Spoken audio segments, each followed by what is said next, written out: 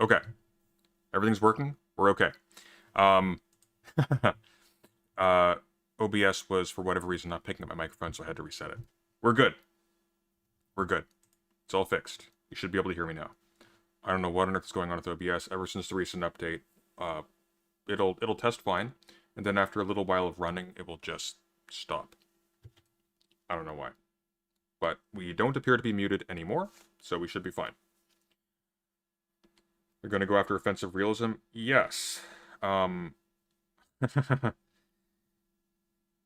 It's bad.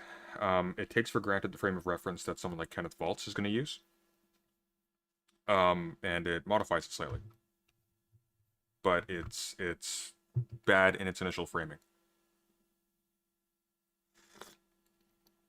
Be careful, Sunday. This is no Mearsheimer.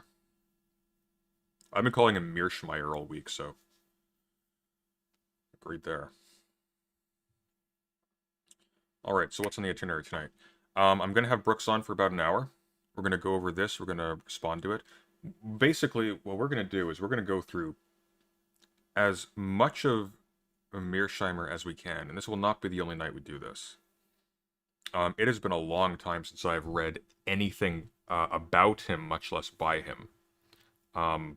But we're going to basically be doing a deconstruction very slowly over time of the kinds of stuff this guy says and the kinds of frames of analysis that he tries to normalize. We're going to get a deep and thorough understanding of it, and we are going to break it down and disintegrate it, and we'll probably culminate with a video essay that sort of encapsulates everything. But this is basically a way to make sure that the analysis of this has sort of a communal element to it, so it's not just me with my biases and my weaknesses filtering all of this out. We're going to be able to go through, you've been calling him Mearsheimer? I don't know what that means. I guess, you could say Mearsheimer. I thought it was Mearsheimer. Anyways, moving on. Long story short, we'll have a very, very thorough account of this guy by the end of it. I already have some critiques just going in. We'll leave those to the side for now. We're going to go over this video, which is an hour and 40 minutes long. Maybe not the whole thing. I don't think he talks for all of it. But we'll watch a lot of it, at least. We might just go through the whole thing. We have other things to go through as well. There's his, God, he's got a website which is bizarre. Like, just look at that. I guess you can't see because it's trimmed. He's superimposed his face onto a portrait of Machiavelli. We're going to have a very thorough account of this guy. We're going to break down all of his concepts. We're going to figure out what makes him tick. And we are going to dismantle him because he is terrible. I've seen enough of him to know he's terrible even in advance of doing this. Terrible, terrible, terrible. Mearsheimer, from my experience, is baby's first IR for people deviating from the Sargon playlist to Hoover Talks. Maybe. I mean... No, it's not. It's not a bad-looking website. It's just funny. Anyways, let me pull in Brooks, and we'll get this show on the road.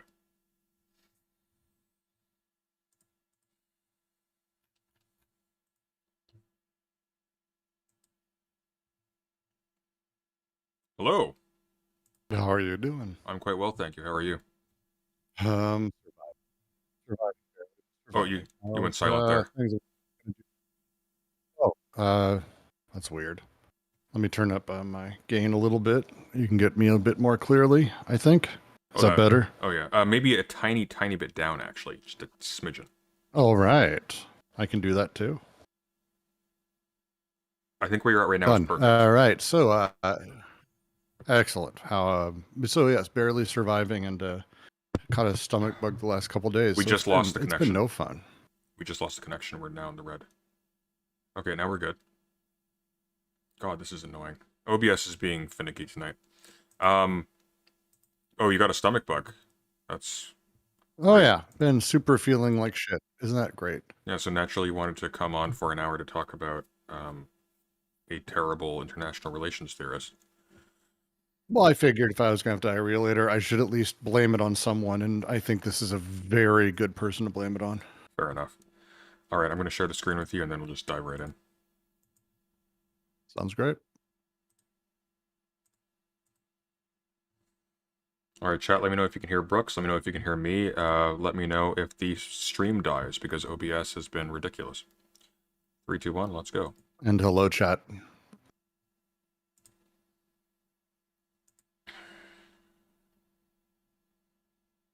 All right. Can you hear me? Yes. Okay. I'm going to go ahead and start. Oh, God.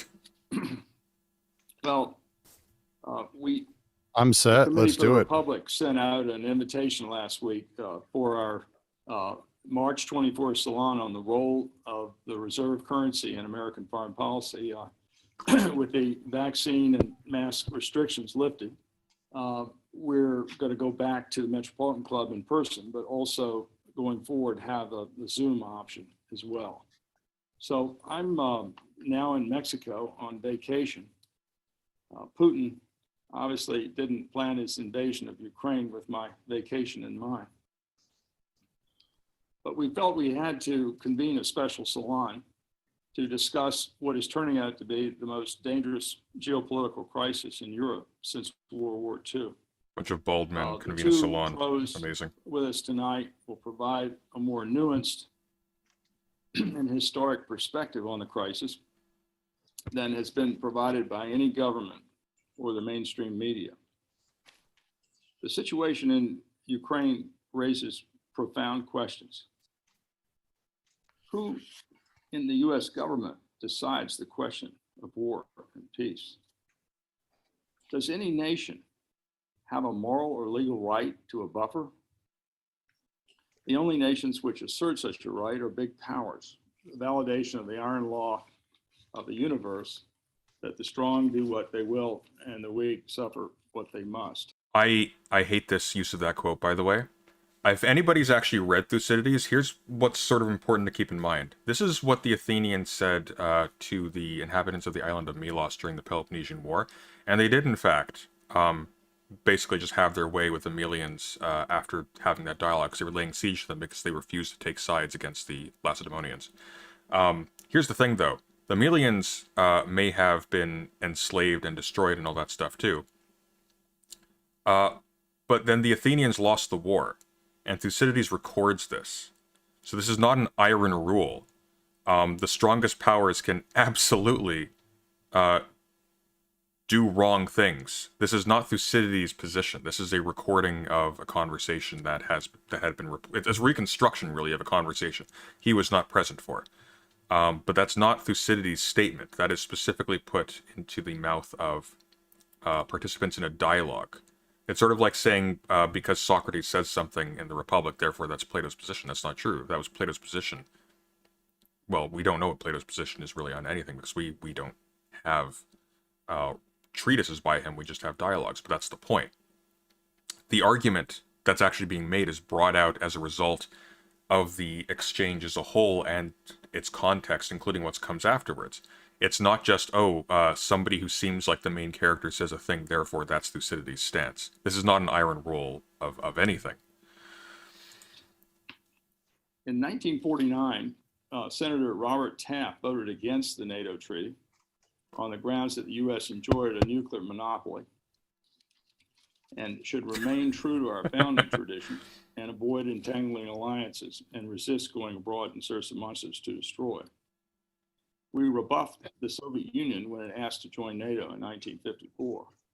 The Cold War ended with the Soviet threat eliminated and the US a unipolar power. Projecting military force in Europe became undisputably gratuitous to our safety. Tonight's salon may evoke skepticism about NATO's raison d'etre. Believe this. They're remarkably With the cynical. disintegration of the Warsaw Young Pact, realist who's cynical. Oh, Brooks, we're hearing on your end. Nope, no, we're I'm not. muted. That's you. they're doing this. Okay, the only iron law is that This is them. Oh, good Lord. Hey, I just want to say, President Sunday, does it make you feel better about your stream? Oh, tremendously. I'm just saying. I know This is exactly. embarrassing. I know exactly what I will look like to younger viewers when I am in my late 60s. Then my Russia lost second the greatest buffer in history. leaders. I can see why this person would be in favor of having buffer states. Bush administration announced the Bush administration's extra-constitutional promise not to join NATO as That was a funny joke. Laugh at it. Secretary of State Baker promised not 1 inch. Of course, no president can bind a successor through executive. Those of you who have any doubts about this, there's a book by Eric Olderman. Oh, good Lord. This is like an experimental music video intro. And Central European Why countries didn't they redo this? sphere of influence. Join NATO. Would you want to read this? Just stop it. And I mean, you're 3 minutes in. It's going to be an hour and a half. This is when you stop it. It gets much better. It gets much better. Just trust me. All right, good. In pushing the anti-Russian alliance. I know because to somebody else the doorstep. responded to it, and it was very As high Newton's quality. third law of motion teaches, for every action, there is an equal and opposite reaction. Tonight, we feature two friends of the committee, John Mearsheimer and Ray McGovern, to assess Putin's invasion and where we go from here. John will go first. John, it's all yours. Thank you very much, John. Can everybody hear me clearly? Yes, bless you, John. I like you a lot more now after that. Okay. What I'd like to do, I'd like to break my talk into two parts. I'd like to first of all talk about the causes of the present crisis, and I'd like to speculate on where this is all headed. Now, with regard to the causes, it's very important to understand that who caused this situation is of tremendous importance because it involves assigning blame. You really have two choices here. You can argue that the West, and especially the United States, caused the crisis, or you can argue that the Russians caused the crisis. But that means that whoever you argue caused the crisis is responsible for this disaster. The language here is very important. I keep wanting to call him Mearsheimer. Mearsheimer, like Waltz, like a lot of people in the realist school, basically try to reduce international relations. I mean, which has problems in and of itself categorically, but they try to reduce international relations such as it is to basically what's the word I want to use? I think the analogy that Mearsheimer uses himself is of billiard balls. So they're just these physical entities that have specific qualities, and they just smash against each other when they're in a specific type of environment like they are now. That's the whole discourse of international anarchy, this idea that because states are these things that are so constituted, and they're in a limited space, they're on, like, planet Earth, there's a limited amount of space, there's a limited amount of place for states to exist. Because of that, they create between themselves a field of... It's essentially chaos. The states themselves are these sort of cells of order, and then as a result of there being a limit to order, there becomes a space of relative chaos between them in which they act against each other. So he's always going to be characterizing what states do, even if it is entirely down to the actions of specific individuals, which it always is, which is one of the severe weaknesses of international relations theory generally, because it has to flatten states into a single kind of thing with a single kind of common constitution between them in order to explain history in terms of those qualities, or in terms specifically of the interactions between states. He's going to have to put everything down to omnipresent impetuses inside states because they are states. And so even if you can assign blame, quote unquote, to a state, it's never really moral blame because it's always blame for acting in the way in which all states must as a function of being states. So he's only able to refer to crises because he's not talking about the decisions of actors. He is diagnosing a disease basically on the model of medieval medicine. There are humors in the body of the world that are out of balance, and that produces disease, if that makes sense. Yeah, and the other part that's really important is Mentalities like this are basically the conception of the prime mover gets to go wherever the hell you want it Yeah. to be. Like, I mean, it's you get to say, oh no, this America is the one who has agency here. Everything else is a pool ball. Yeah, I think in addition, it's sort of a thinly veiled critique of like what not liberalism as such. This guy is thoroughly a liberal, whether he knows it or not. But it's a thinly veiled critique of what people on the political right or what conservatives would call sort of liberalism when it's used synonymously as a kind of slur for effeminacy or whatever. Because what the reason why they're targeting America as the only thing with agency is because they don't really care about the thought processes of other states. Really, they look to Russia as an example of how America either is or would really act if it was in its right mind, or something like that.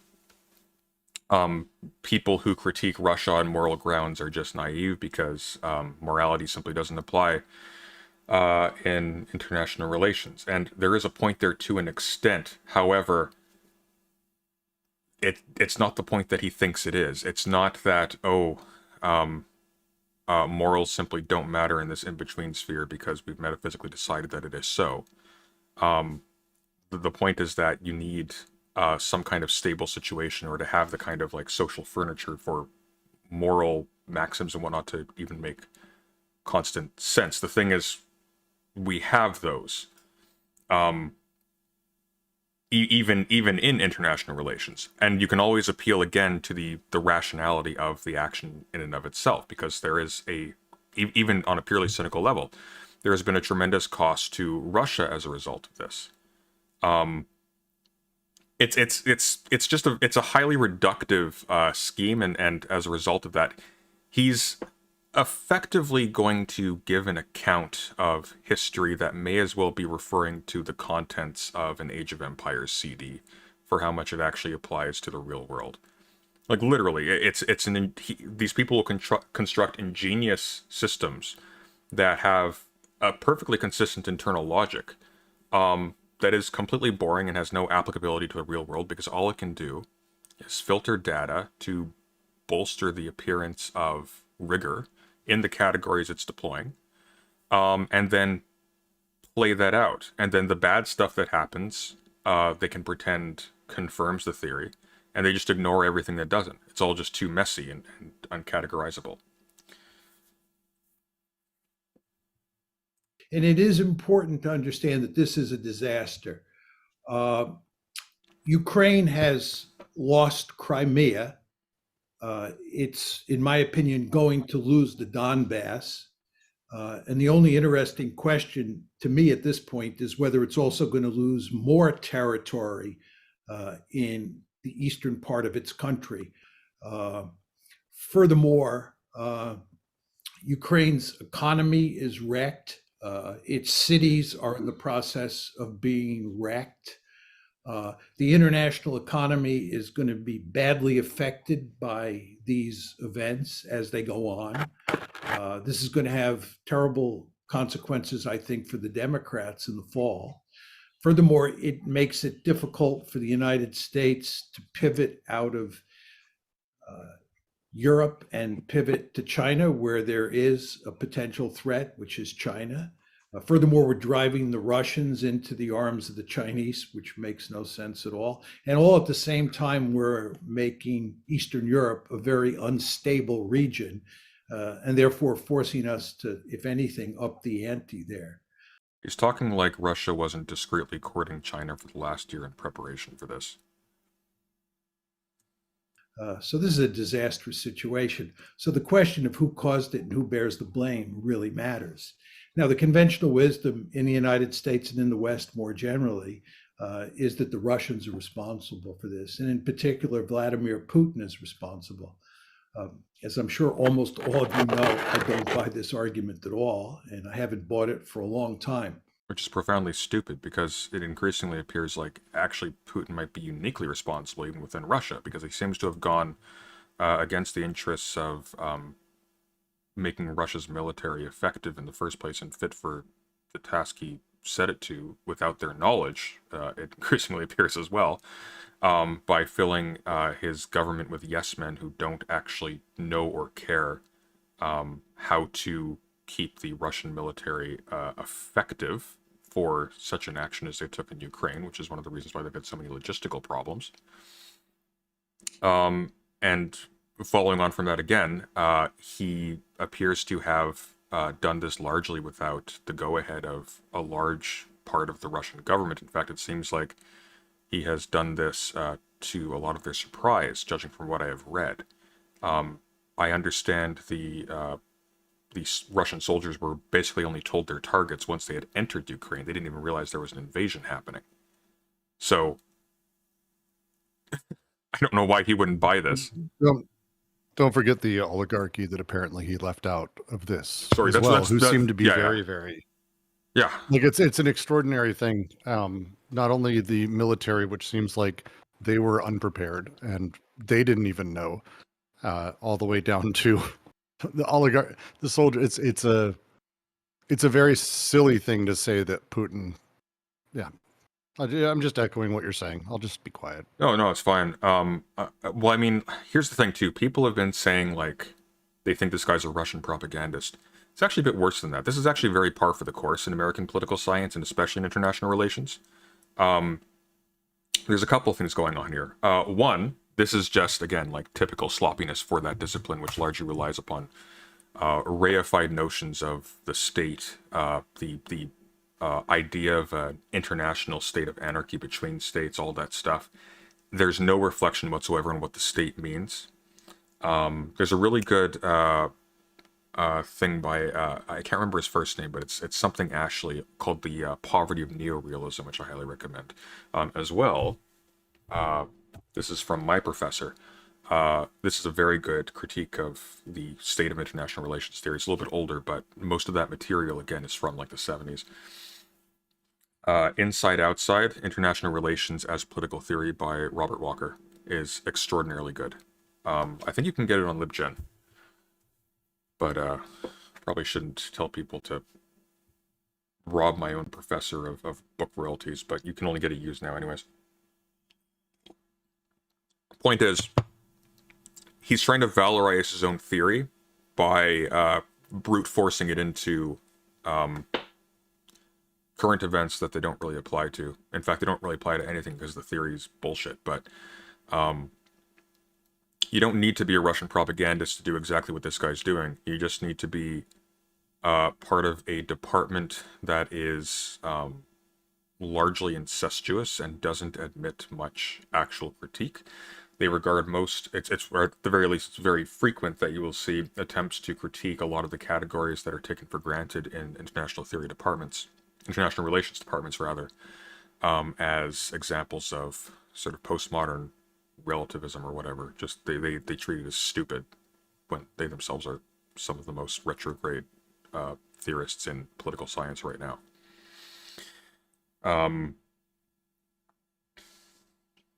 You complain about theories being reductive, but your account boils down to a non-semantic analysis that concludes the entire situation can be pinned down on just one guy. Well, no. I mean, that's a silly response.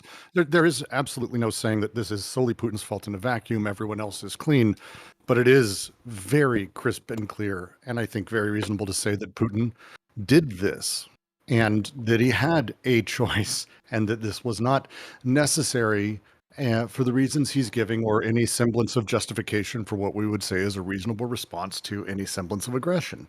He's doing this, he claims, for blood and soil reasons, which is terrifying. Good thing it's a lie.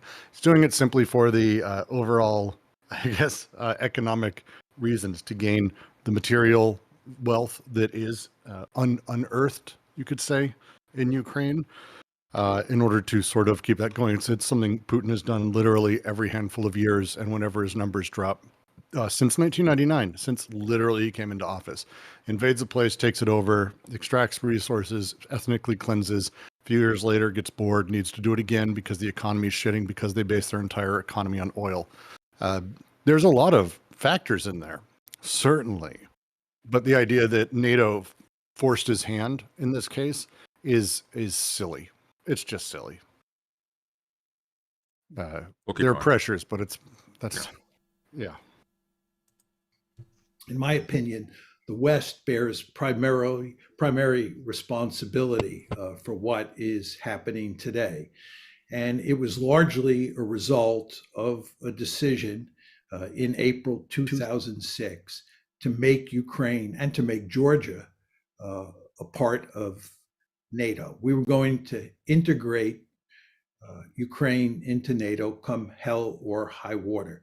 Georgia was also invaded, but also they didn't make a decision to integrate a sovereign state into NATO. They made a decision to invite Ukraine into NATO. And I was under the impression, you can correct me if I'm wrong, my history is not fantastic on this. I was under the impression that there was pressure by France and Germany against Ukraine joining NATO. Am I wrong? Yeah, this is not a monolithic organization by any stretch either. I mean, Georgia as well. Georgia has tried for quite some time and never actively joined.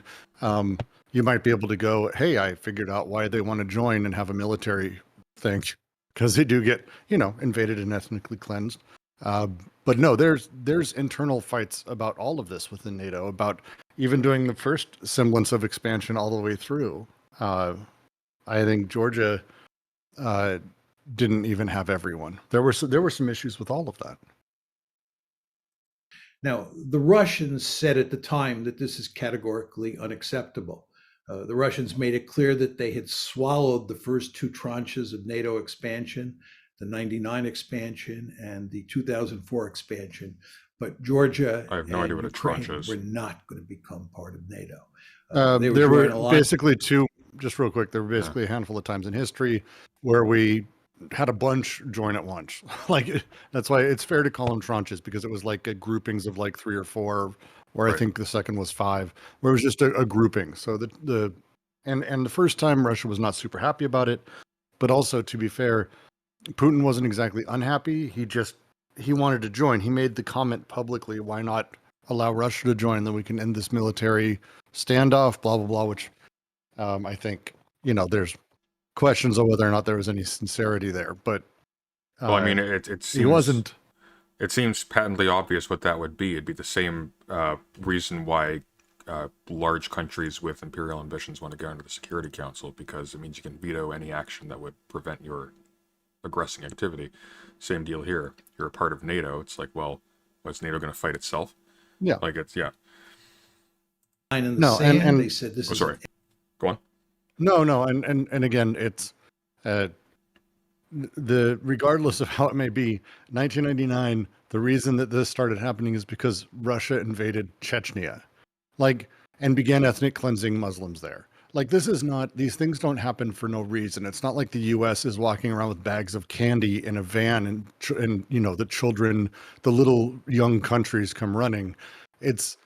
Russia's actively murdering and committing. Like, the U.S. does this shit. I'm not going to say the U.S. or anything, but NATO is primarily a fairly harmless, fairly shit organization that's mostly just to commit sort of a northern hegemony against Russian sort of aggression. In the Cold War, it was garbage, and we did a lot of awful shit to push kind of Russia in some awful places. But in the last 20 years, there's actually turns out to be good reason for it. Turns out Putin basically went, oh, you want to have a military pact? Let me make you put it to work. Existential threat to us. And indeed, in August of that year, of course, August 2008, you had a war involving the Russians and the Georgians over the whole issue of whether or not Georgia would become part of NATO. Yeah, so which means what? Does it mean that Georgia went to war with Russia to assert its dominance? So it joined? No. Yeah, Georgia invaded Russia. Russia invaded Georgia. Exactly. This was a one-sided thing where one party was aggressing on another one to brute force its decision by making it disappear. That's, Now, it's important to understand that when we talk about Western policy and we focus on NATO and expansion of NATO into Ukraine, that actually Western policy had 3 prongs to it. The core prong was definitely integrating Ukraine into NATO. But the other two prongs were integrating Ukraine into the European Union and turning Ukraine into a pro-Western liberal democracy, in effect, putting in place the Orange Revolution. And these three prongs of the strategy were all designed to make Ukraine a pro-Western country, a country in the West orbit sitting on Russia's border. And again, the Russians made it unequivocally clear. I hate this language in the Western. What the hell does in the Western orbit mean? Does he mean it's a de facto vassal of the United States? Does he mean it becomes sort of culturally opposed to I don't know, something to do with Russia's short distance international policy or foreign policy? Like, I don't know what that means in the Western orbit. Does he just mean economically integrated with countries other than Russia? Does he mean democratic? Like, it doesn't sound too bad. At the very least, Russia seems at least to want to pretend like it vaguely resembles a democracy at any rate.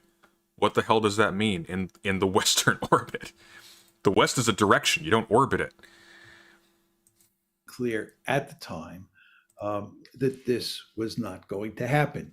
Now, the first crisis broke out in February 2014. The way I like to think about this is that you had a major crisis in February 2014, broke out that date. No. Then you had The crisis didn't break out. Russia fucking invaded. They planned to line up troops, and they crossed the border, and they took it over. That something didn't break out. It wasn't like, oh shit, there was a zombie apocalypse in Ukraine. They people with brains made decisions with those brains to move troops onto Ukrainian territory and occupy Crimea and declare the Crimea as theirs. Nothing broke out. major crisis This isn't plate tectonics. breaking out in December of last year. That's December 2021. Oh. And on February 24th of this year, the war Oh, he's talking about that. Okay. Now, Same thing. What about this crisis in February of 2014, February 22nd to be exact?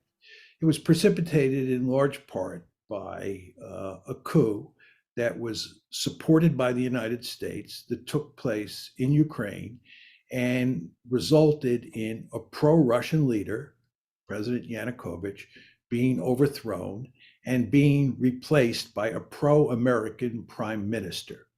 The Russians found this intolerable. At the same time, they were debating with the West and with the Ukrainians over EU expansion, and always in the background at that. Okay, so again, with respect to assigning blame, the Russians found this intolerable. So does he mean like your average Russian McDonald's worker found this intolerable? Or does he mean this frustrated Putin's desire to have a hegemonic relationship with Ukraine? Because these are two radically different things. Unless you can say both, then assigning the decision to invade Ukraine to some intrinsic property of the state doesn't make a lot of sense. Because now you're actually specifying something that exists within or is born by the state, but you're not talking about anything that actually tracks consistently over the territory of Russia's sovereignty.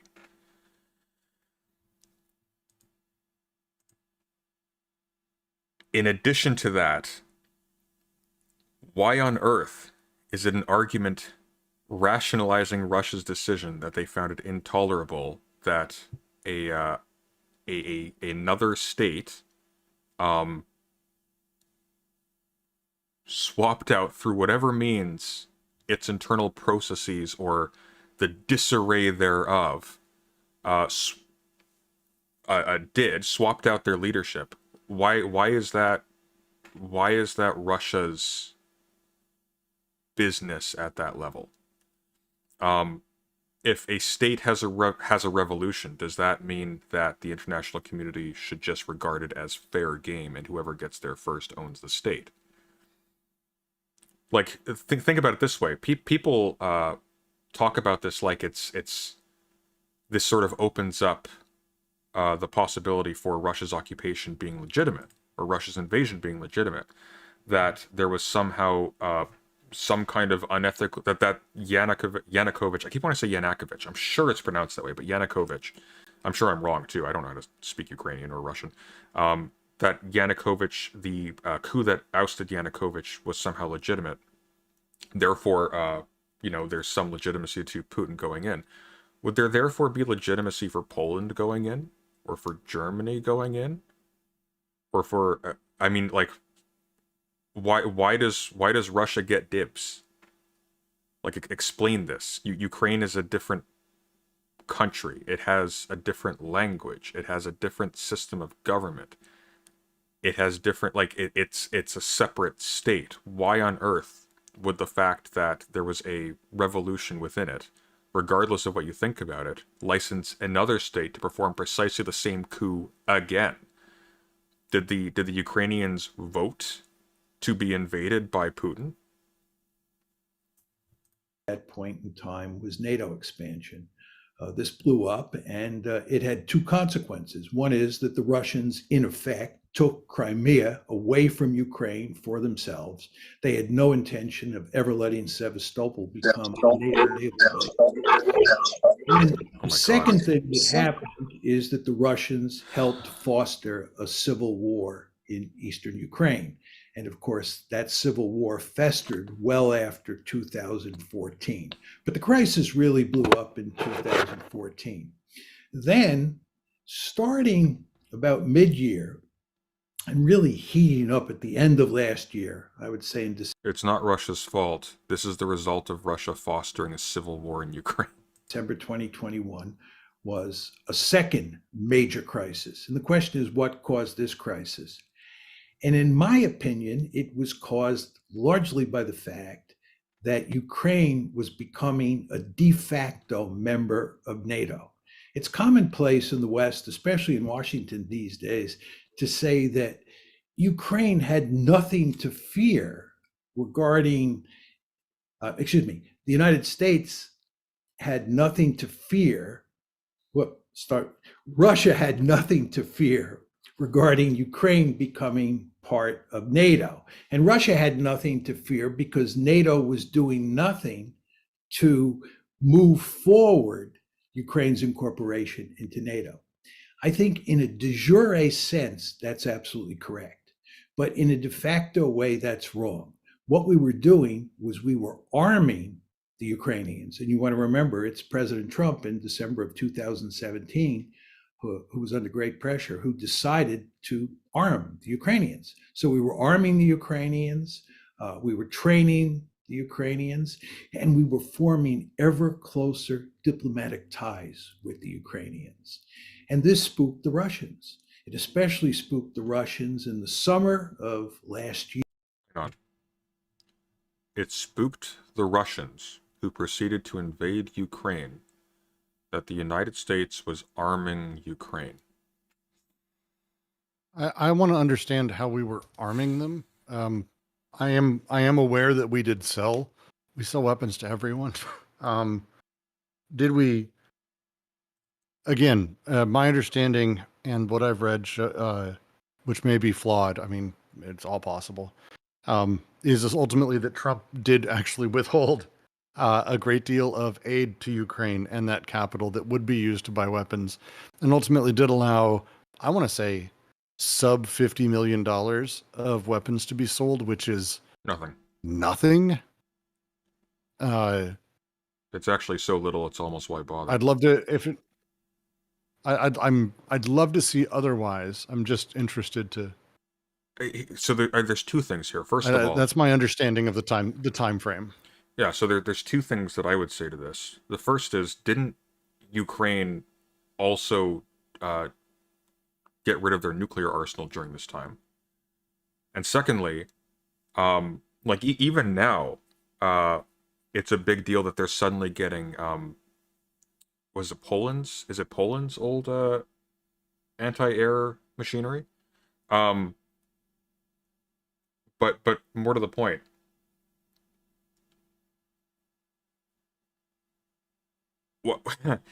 why is it a big deal for Russia that a sovereign state has arms?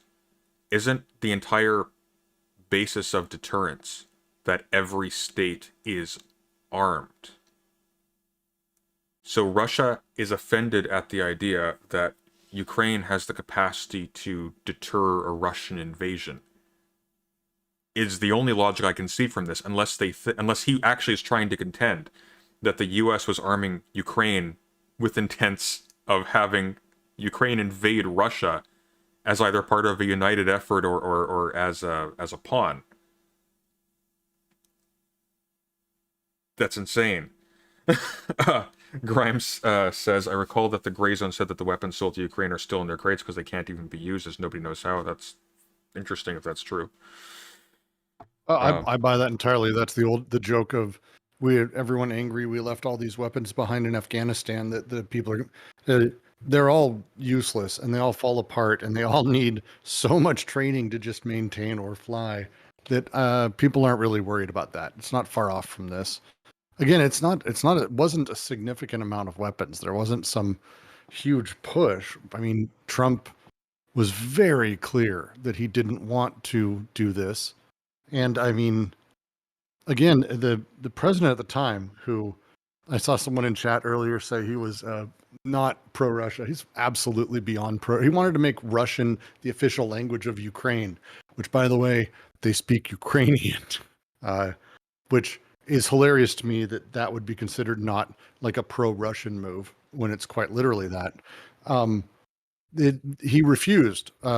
Poroshenko, who was also very much pro-Russian, fought the idea of being a nuclear power and happily gave all of the nukes up under the promise that they wouldn't be invaded by Russia. Of course, giving them very much instantly that, and also the annexation of Crimea that happened pretty much right after, I want to say.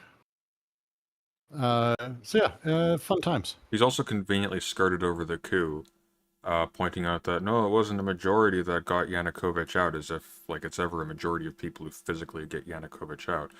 But then, secondly, wasn't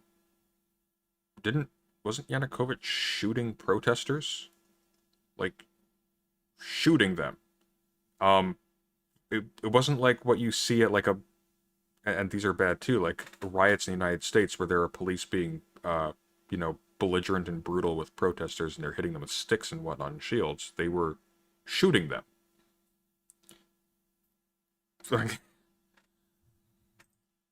It's twisted. Year when Ukrainian military used drones against Russian forces in the Donbass region. In Ukrainian territory. It especially spooked the Russians last summer when the British drove a destroyer through. It spooked the Russians that they were using their limited military technology to fight the Russians when the Russians invaded Ukraine. And it probably spooks them now. Territorial waters, Russian territorial waters in the Black Sea. It especially spooked the Russians in November when we were flying bombers within 13 miles of the Russian coast. So all these events, coupled with this de facto bringing of Ukraine into NATO, pushed the Russians to what Sergei Lavrov said was the boiling point. Lavrov was asked in January why the Russians had reached this point and why we were in the midst of a crisis. And Lavrov said in January, we had reached our boiling point.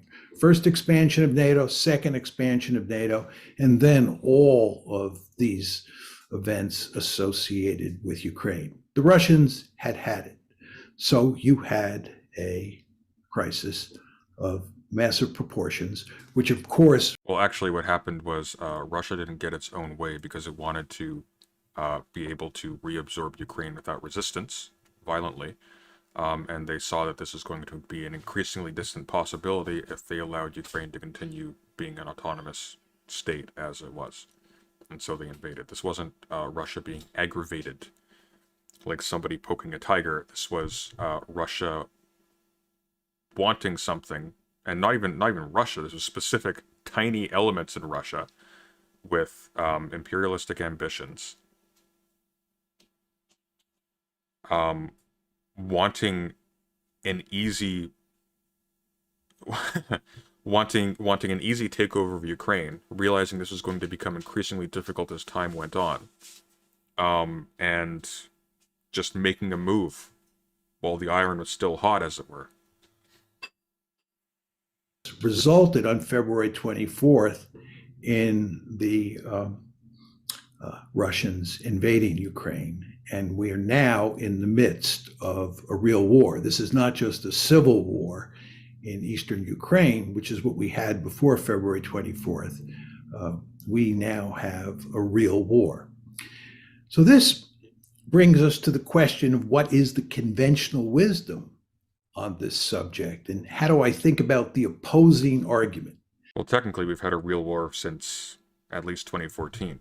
He's even said that Russia was fomenting a civil war in the Donbass, I think he was talking about the Donbass region. Russia was still occupying Ukrainian territory for an extended period of time. Ukraine has been persistently fighting Russia since 2014. It's been a state of war. What there hasn't been has been a large-scale battle on a scale that it gets international notice at a popular level. The opposing argument is that this has nothing to do with NATO expansion. It's really quite remarkable. When you listen to people in the administration speak, and when you read editorials in the Washington Post, words like this are spoken. This has absolutely nothing to do with NATO expansion. I don't know how anybody can say that. The Russians have been saying since April 2008 that this is all about NATO expansion, that NATO expansion into Ukraine is an existential threat to them. But Americans simply refuse to believe that. Well, it's a little bit strange because NATO is an alliance. It's signing on to a treaty. Like by NATO expansion, really what he means is Ukraine signing into an alliance that will offer them protection against Russia. That's really it. NATO is not, Russia is not in any danger of either Ukraine or NATO taking over Russia.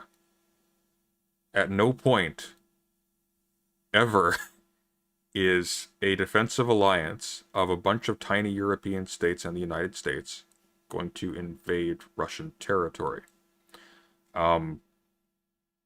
He's characterizing it though as if, again, it's like a virus. It's like, oh no, the NATO is seeping in. We have to get the flamethrower, Putin. Not all Americans, but many Americans, and certainly the policy elite in this country. And instead, what they have done is they've created a story that it is not American policy. Say again? It's not NATO expansion. You were very quiet. I wasn't sure if I still had you. No, I'm here. I'm just kind of listening. No, it's all good. We went over. This is a lot of takes. Yeah, we're gonna. It's just repeating a lot of the same garbage. Well, I mean, of course. Well, that's kind of why we're covering it, though, because this guy's been profoundly influential. Almost all of the takes we have seen are downstream from this guy.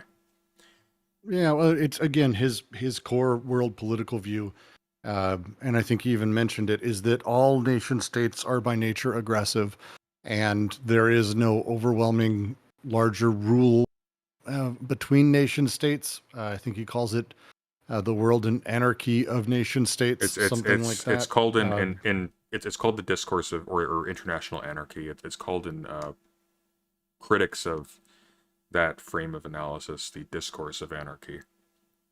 And so to him, the natural interest for every country is to become the hegemon and to force that, but there never can be a global, so it's all regional, and this is just about sort of the natural progression. And it's like, I mean, yeah, sure.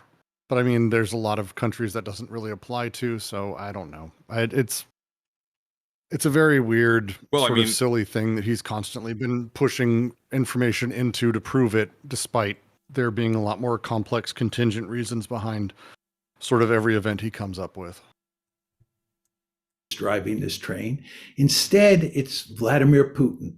And it's the fact that Vladimir Putin is either bent on recreating the Soviet Union or he's interested in creating a greater Russia. But whichever one of those two outcomes you take, he is ultimately an expansionist. He's on the march. And thank God we expanded NATO, because if we hadn't expanded NATO, he'd probably be in Berlin by now, if not Paris. This is the basic argument.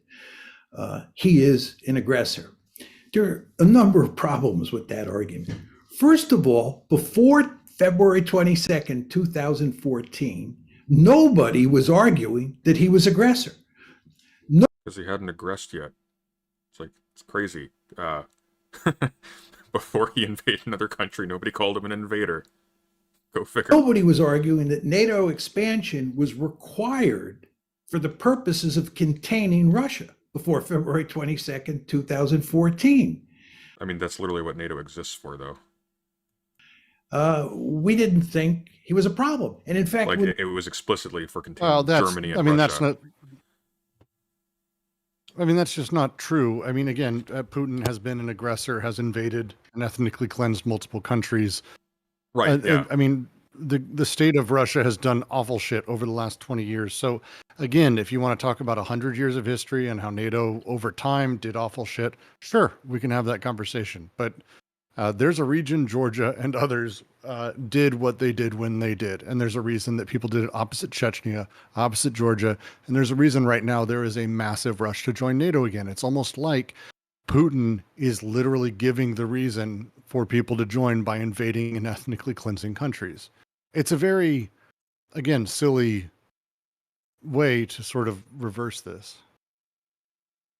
when the crisis broke out on February 22nd, 2014, we were actually shocked. If you go back and look at the newspapers at the time, the Obama administration was caught with its pants down. Why? Because they didn't think that that the Russians were aggressive. But of course, we had to invent the story after the crisis broke out so that we weren't blamed for what happened. What? We had to blame the Russians. So Because the Russians rolled in with tanks. Is this man insane? Yeah, Ernesto in your chat says NATO was created to contain the USSR. Further expansion is further containment. The idea that NATO has no offensive component, is defensive, and is merely defensive is nonsense and ahistorical. Even George Kenneman objected to NATO expansion. What NATO boils down to is American control of European security affairs. There is absolute truth in that. But we aren't talking about a single event. We're talking about through time, 70 fucking years of it. Come on, dude. Like, the way that this works is early on, sure, yes, NATO basically was the big dogs on campus trying to get everyone together in order to fight Russia, who was kind of a problem. If you want to talk to a handful of Eastern Bloc countries, that wasn't great. There was a lot of shit back and forth, but NATO, for sure, aggressor. But at some point... You guys remember why it was Russia and Germany, right? Like... Yeah, there was a war. If you remember, it was a war that may have been worldwide. Fought us with our pants down, in Mearsheimer's language. Again, yeah, merely an offensive component. I mean, of course, it has an offensive component, but the logic undergirding it again. By containment is meant preventing Russia's borders from expanding, or preventing Russia's borders from de facto expanding by it exerting a profound degree of, shall we say, a kind of control that if this person that we're watching right now is being fair, would regard as equally illegitimate as the coup that ousted Yanukovych. We're not talking about expansion of the same kind. Russia is actually expanding its territory through violence. NATO is expanding to the disadvantage of Russia by inviting states that are compatible with it to join. These are very different things. And again, again, during the 90s, during the 80s, prior to that, we can have one discussion. But there is very much a time and place where this kind of switches from the, hey, there's a Cold War, whatever. Again, U.S. did a lot of awful shit. Kind this of so is- did Russia.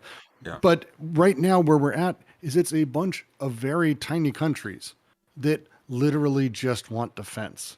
Like, that's it. And they are very open about it. And if you're free to tell me the strategic thing that Lithuania gives us economically. You're free to tell me how Albania makes NATO richer. Like, there is a point where, because Russia is actively invading and ethnically cleansing its neighbors and slowly, in Putin's words, trying to rebuild the grand Soviet Union, maybe we should let them in so we can go, hey, you can't do that here. And he won't. He Well, wants hey, to. look, we don't even need to go that far, because we already have proof of NATO's disposition to Russia in this case, and the limits, the very narrow limits of its range of actual offensive action. Not only has Ukraine just been invaded, it's de facto NATO country. By the way, if a NATO country had actually been invaded, NATO would actually be driven to conflict with that country. That's the point of the alliance. Not only was Ukraine invaded, so it's not a NATO country or a de facto NATO country because it has gained none of the benefits of being one. In addition to that, NATO is refusing to intervene after the Russian military has been demonstrated to be significantly weaker than was anticipated.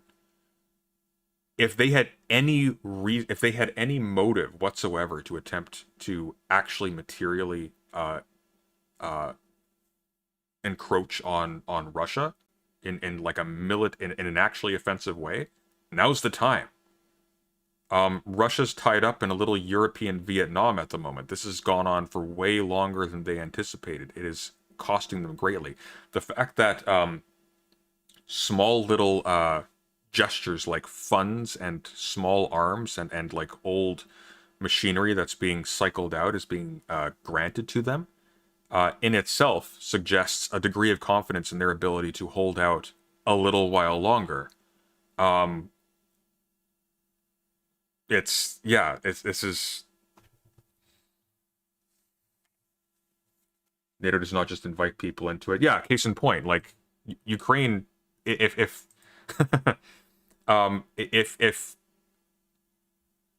if the impetus to get Ukraine in was so aggressive, and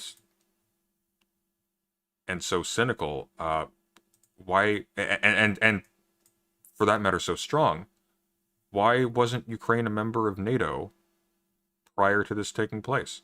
Why wasn't Ukraine a member of NATO now? They have no desire to actually follow through on what the treaty entails in Ukraine's case. None. Yeah, and on top of it, I would say there's a really fascinating thing that happens with Turkey, and this is not just Turkey, this is other countries as well, but Turkey's unique in that they strategically, Erdogan plays, I would say, both sides of the fence. He's a member of NATO, but is absolutely pro-Putin. He's 100% pro-Russian and utilizes the fact that he absolutely could simply block generalized Russian trade through the Black Sea, but he doesn't. He could, but he doesn't, and he's able to pull a lot of things out of that. There is a lot of reasons a country is going to join, generally speaking, NATO as a thing. So Ernesto Sabine says no, containment means encirclement and limiting Russia's capacity to defend itself in times of war, hence Russia's reaction. Who's going to invade Russia? If there is a war, it will be between Russia and one of its immediate neighbors. Who is going to invade Russia such that Ukraine being a part of NATO on Russia's border is going to limit Russia's reaction? That doesn't make any sense. It will limit Russia's capacity to invade neighboring states, which will cause a time of war. There's no logic here. So we created the story. Second reason you want to doubt this is that Putin has never said that he is bent on recreating the Soviet Union or he's bent on creating a greater Russia. Yes, he has explicitly. These are publicly accessible documents that he wrote. He's never said he was bent I mean, on, this is just lying. Or he's stupid. This is He just might just lying. be- he's he might he's, just be no, he's stupid. aware. I don't know, man. I've read his book a little bit. He's not smart. He's not. Like, even you can even just listen to how the guy talks. Like this may as well be Bill O'Reilly. Like this is not high level.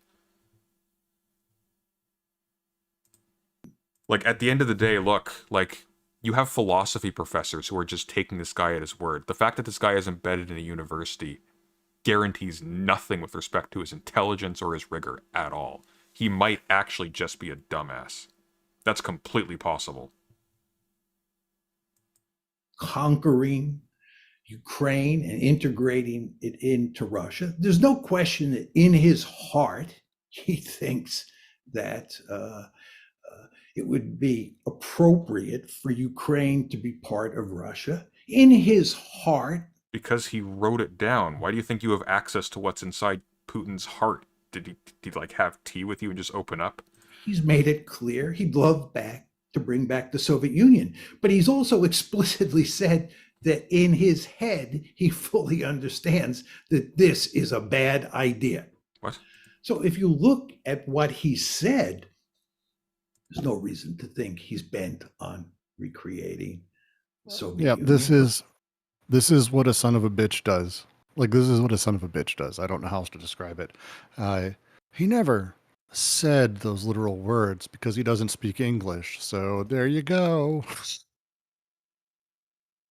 Okay, but there are legitimately lots of people who just buy into like this state's gonna state bullshit. And they will say like, well, this is just like they had no choice. This is just the logic of international relations. There's some kind of impetus and they believe this thoroughly. They're not trying to cover for Putin. They just have a twisted idea of the machinery of all this. I'm not like trying to like defend this guy or anything. Just I seriously wonder, because I have seen people honestly say stupid things like this before. I don't doubt that he's going to be dishonest in the in defending it, but like if you have total contempt for people who are critical of your discipline and its presumptions, or of your own work and its presumptions, or if you have a cynical reason to try and push forward your own theory out of oh shoot, did we lose the connection again? No, looks like No, we're good. I'm here. Okay. No, not with you. I'm looking at OBS. No, it's not you. You're fine. I'm looking at OBS here. Sometimes it goes red. Like if you have contempt for people who are critical of you and would otherwise force you to reflect on your assumptions, yada yada yada, you're gonna stay really dim. And international relations is like that. A lot of history departments are like that. There are any discipline in the social sciences that has managed to remain aloof from, or has somehow managed to cordon itself off from, or any department, I should say, because it's not discipline wide. Any department that's managed to protect itself from criticism from, well, critics or people doing critique, on like, let's say, structural or historicist or whatever grounds, they're not going to have responses to that, which include any sort of, they won't be catalyzed to any kind of self-reflection. They stay dumb and essentialist and kind of zombie-like, and I think that's what we're seeing here. I could be wrong. Like, you could be absolutely right, and it would be consistent with this. Like, he could actually just be a son of a bitch, as you say. He could just be, for whatever cynical reason, holding water for Putin. But I think he might actually just be a dimwit. No, he is a liar, and he is a son of a bitch, because to him, when Putin says, and the very direct quote is, all of the former USSR is Russia and will be again. That's technically not him saying he's going to invade other countries and rebuild Russia. That's just saying it will happen. Here's where I'm gonna challenge you on that. You are giving him a huge benefit of the doubt here by assuming that he actually had the discipline to be aware of the specific contents of those writings. And I'm not confident that he has that discipline. Like he doesn't sound to me like somebody who is careful. He sounds to me like someone who has made his career convincing people who have zero knowledge in his area that he has knowledge in his area. Like even how he talks, like this is not how academics in political science talk to each other. He's dumbing it down a lot. But I've read his books, and what's conspicuous there is his books dumb it down too. But Trump said he wants to rebuild the Soviet Union, and Trump's functionally an idiot. Like I was about to use an ableist slur because I can't help it. He's one of the dumbest people alive, and Trump's aware of it. I like you because So, you'll correct me on come people's on. pronouns and then use ableist slurs. It's a nice juxtaposition. I Keeps me on my toes.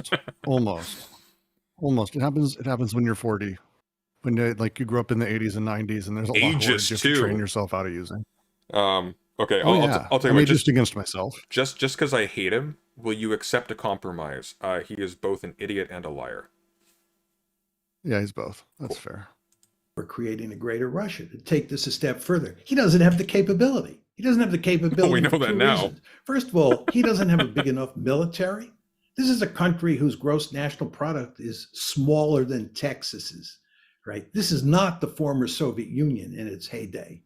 Furthermore, the Russians understand that occupying countries or occupying territory in Eastern Europe is a prescription for big trouble. Most of us on this call are old enough to remember the Cold War and all the trouble that the Soviets had. Think East Germany 1953, Hungary 1956, Czechoslovakia in 1968. He's saying this while an active invasion is taking place. Is he insane? Like, how do you say this? Putin wouldn't invade Ukraine. They don't have the military capacity to. Like, literal news headlines. Tanks encroaching on Kiev. As we speak. Constant trouble with the Poles. And one could argue that the Romanians and the Albanians were the biggest pain in the necks they ever faced. The Russians are surely sophisticated enough to know that not only do they not have the capability, but that occupying Ukraine, occupying the Baltic states would be like swallowing a porcupine. This would be crazy. So I think there's hardly any evidence to support that. And the final point I'd make is if you look at what the They invaded Ukraine! This was released on the 3rd of March of this year. Unbelievable. Like, 8 years after Putin already invaded Ukraine. Russians are doing militarily in Ukraine at the moment, it does not look like they're bent on conquering the country and occupying it and integrating it into a greater Russia. Oh my God. Like, this person shouldn't be allowed to talk about anything. This person should not be able Did to he make just say credit based card on payments what's without happened a guardian. at this point?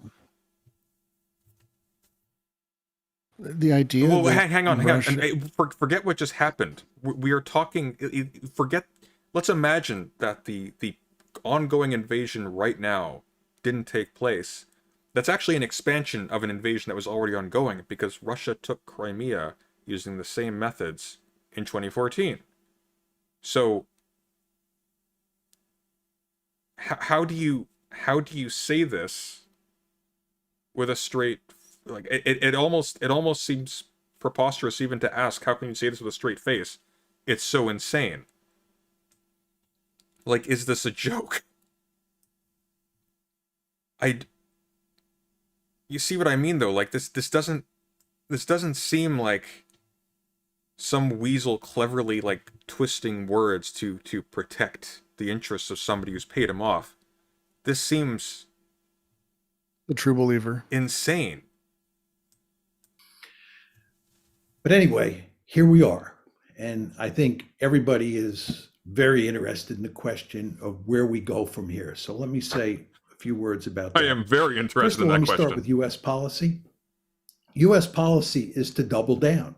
That's what we're going to do. This is what we did after 2014. Instead of reevaluating and saying maybe NATO expansion is not such a good idea, we went in the opposite direction. This is why I'm telling you that by 2021, the Russians understood that we were turning Ukraine into a de facto member of NATO. They understood that. So the correct response to Hitler's invasion was to decide that allyships like the League of Nations are just a bad idea generally. We should just do appeasement interminably because that worked. That's literally the logic here. It's the logic Ayn Rand and libertarians put towards corporations is the logic he's putting towards countries, that they have like a rational self-interest naturally, and the self-interest is this constant oh, for fuck's sake. Oh God, But you're right. He's talking in the context of an No, invasion. I'm agreeing with you. I know. But I'm agreeing with you. I was gonna say, believer. I was gonna say, don't do the Randians dirty like that. They wouldn't say something this stupid. Oh yeah, they would. Yeah, they would. The 2008 I don't know, financial man. crisis, as it was happening, many were saying this is the market. So That wasn't and a this serious is good, and I'm just saying they're all idiots. I don't know. This is a lot. I'd bet on the Randian here. I'm not gonna lie. So what we did after 2014 is double down, and what we're going to do now and what we're doing now is doubling down. And what does that mean? We're encouraging the Ukrainians to resist. No, you know who's encouraging the Ukrainians to resist? Are the Russians. Remember earlier on, when I'm not saying this to you because I know you know because I was talking to you. Remember earlier on when they were having peace talks and there was a ceasefire that was agreed upon. And then as civilians were making their way out of, what was that city called? Kharkiv? Out of Kharkiv, there were reports of the Russians shelling them as they fled during a ceasefire, shelling civilians as they fled. Russia has basically made it so they cannot be trusted even to honor a peace agreement. So, no. The only one who has encouraged NATO involvement and armament, good luck, by the way, getting any other country in the world to nuclear disarm ever again. Like this breaks everything. Well, actually, up until this point, Russia had a lot more options at its disposal. Now it's going to be treated with extreme suspicion by everybody, including its ally China, because now China has very strong reason to be shaken in its confidence that Russia is as strong and rational an ally as it has been so far. Because this is just terrible. They were watching Ukraine with the expectation that Ukraine would be taken swiftly, and that would be an effective green light for them to take Taiwan. Russia has basically been given the green light to take Ukraine. Then nobody stepped in to fight them, and they can't do it. No, because they're ineffectual and a kind of a garbage state that's basically destroying its own people. Again, it's why I try not to essentialize and try to recommend people don't essentialize the Russian people. Yeah. Because the state there is deeply corrupt. The people are actually kind of wonderful, and it's sad and horrifying. No, Russians are great. One of the things I hate the most about the response to this is people are like, they're taking revenge on Russian culture. Like Russia isn't historically full of some of the most conscientious and deep. Yeah, I know. But America, that's America. We're performatively jackasses. We banned French fries because France wouldn't join us in Iraq. Like, we're stupid. We're just dumb people. So that's fine. We do that a lot. But I'm about to bounce, and I just want to like kind of make a final note. Please. Ultimately, my final thing to this, and it's the same as always, is about 20 years ago, NATO changed its purpose, and it became primarily economic. And Russia, at that same time with Putin, became hyper-militaristic and has invaded multiple countries. There is a history now that's, I think, pretty crisp in terms of the literal actual powers in control, not American hegemony, which goes back 200 years, or Russian hegemony, which is kind of 30 years old, but then another 80. But instead, the literal people who are actually currently in power, the Clintons and their political operatives, the Bush family and their political operatives, which hasn't changed in 30 years, the mission is shifted.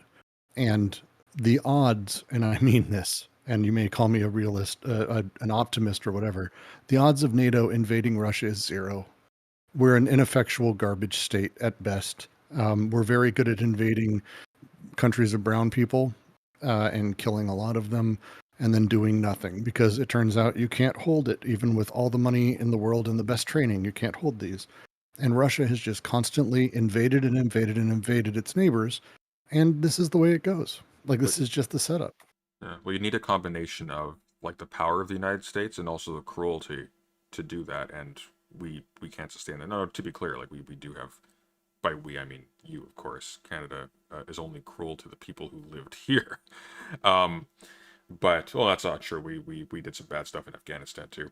Point is though, is we don't have the stomach when we have before us in full view like the horror of what that entails to actually do that, which is why we need to dress it all up in like nation building and democracy, despite the fact that we're arming warlords and all this kind of thing. Like, don't get me wrong, Al-Qaeda is bad for a number of other reasons. We did that to them too. You did that to them too. But no, and again, we've done that. But again, I think we've been significantly neutered. NATO doesn't have the power it did. Thanks to Trump, it's actually a lot of our soft power disappeared. This event by Putin, like if he hadn't done anything, if he had even opened up and kind of become the new West, you might say, there's every reality that Germany was ready to work with him. And he could have absolutely stolen away most of NATO. Instead, he's an idiot and not the mastermind that people think. Well, I think so he was able to that's be my last thoughts. Yeah. He was able to be portrayed as a mastermind because he didn't do anything.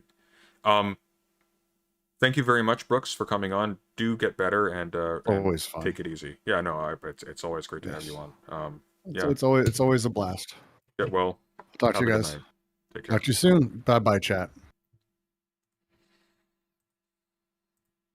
All right. Close that off. I will be back in 1 moment. Hang tight, everyone.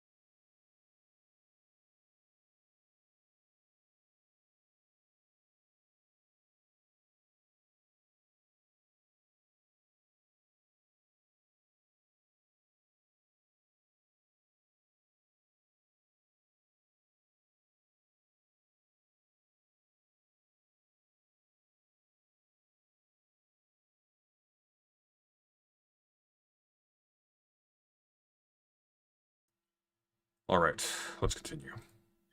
We're not going to fight for them, you understand? We're going to fight to the last Ukrainian, but we're not going to do any of the fighting. They're on their own in that regard. But we're going to arm them and do what we can to train them at this late date and hope that they can hang in there and duke it out with the Russians. And nobody believes they're going to defeat the Russians, but maybe you'll get a stalemate. Yeah, that really sounds like that really sounds like Russia had a lot to fear. Again, like the only defense I have seen so far of Russia having reason to fear NATO has been encirclement, limiting their range of action in the event of war. Here's the problem. First of all, encirclement is one of those weird things. You kind of like it's a two-sided thing. This is only on one side of Russia. Secondly, who's going to invade Russia? The only possibility of war in Europe between Russia and another state in Europe at this juncture, because if Russia's not sufficiently armed on this guy's logic to perform an invasion, which, I mean, to be fair, they aren't, but they they seem to disagree. The only one who's going to make an aggressive incursion is Russia. This is absurd. Now, I don't know how far we want to go with this. We'll keep going. I can actually let it run a little bit because we don't have Brooks here, so I can just keep on. We can just see what's said in reply. I'm a little bit curious. I have no idea who these people are. Committee for the Republic doesn't fill me with confidence, but we'll see what they say. Now, the question you have to ask yourself, this is really the key question, is what are the Russians going to do, right? It seems to me that a lot of people in the West think that if the Ukrainians provide enough resistance, the Russians will roll over and play dead. Or maybe Vladimir Putin will throw his hands up. Exactly. Who's going to invade Russia by Putin's logic? Mongolia? He'll surrender. He'll say this was all a bad idea. Not Ukraine, clearly. I regret doing it. Or maybe there'll be a coup in Moscow. He'll be overthrown, and they'll bring in leaders who will work out a deal with us, and Ukraine will live happily ever after. We will live happily ever after, and the Russians will be chastened. I've spent my entire adult life studying great power politics. I know a lot about great power politics. Well, This there's is your not the way problem. the world works, and it is certainly not You the way wasted the your life. Russians work. You want to understand, going back to what I said about the April 2008 decision, the Russians said at the time, this is an existential threat. This is an existential threat, Them saying it's an existential threat does not mean it is an existential threat. right? So even before the current war, Well, I repeat Garudagon says, well, I repeat myself, Putin thinks that Ukraine is supposed to be Russia anyway, so Russia will invade Russia. Indeed. It's like that South Park episode. That means the only one I can't trust is myself. Ukraine and Ukraine becoming part of NATO was viewed as an existential threat. Now you're talking about a situation where you defeat the Russians in Ukraine.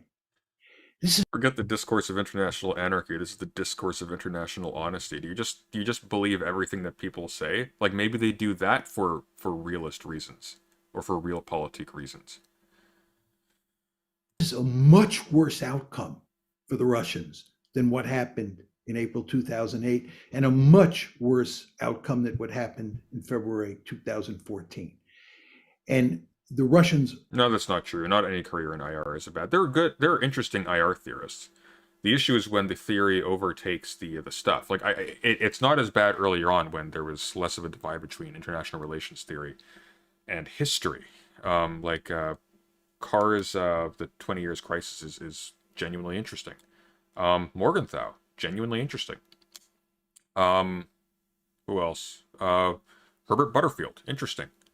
Like, there are a lot of really interesting theorists in international relations. The problem is the realist school effectively flattens everything down using, I mean, Machiavelli has an entire section on fortresses where he points out that just because a fortress is good in one situation doesn't mean it's good in another.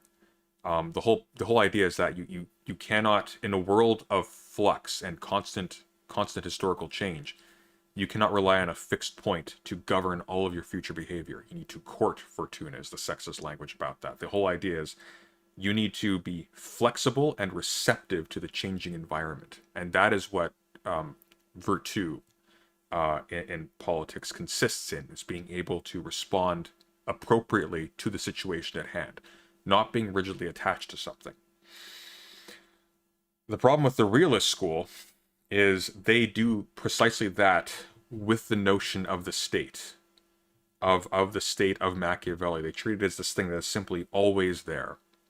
There is simply always the state. There is a realm of chaos and change in between states, but states themselves, no. This is where you get into like weird stuff, where it's like the international discourse of anarchy, the space of chaos that exists between states, because states are where there's order and rigidity, where there are qualities and drives. These are the agents, right? These are the things with interests, yada, yada, yada, stuff that holds them to specific modes of behavior. In between them, there's simply chaos, and that chaos is permanent. That's what's interesting. the states have their own different trajectory of time within themselves. They develop, right? They develop from primitive states or statelets in James C. Scott's horrible language into modern states over time as a result of expansion, growth, and some kind of internal change.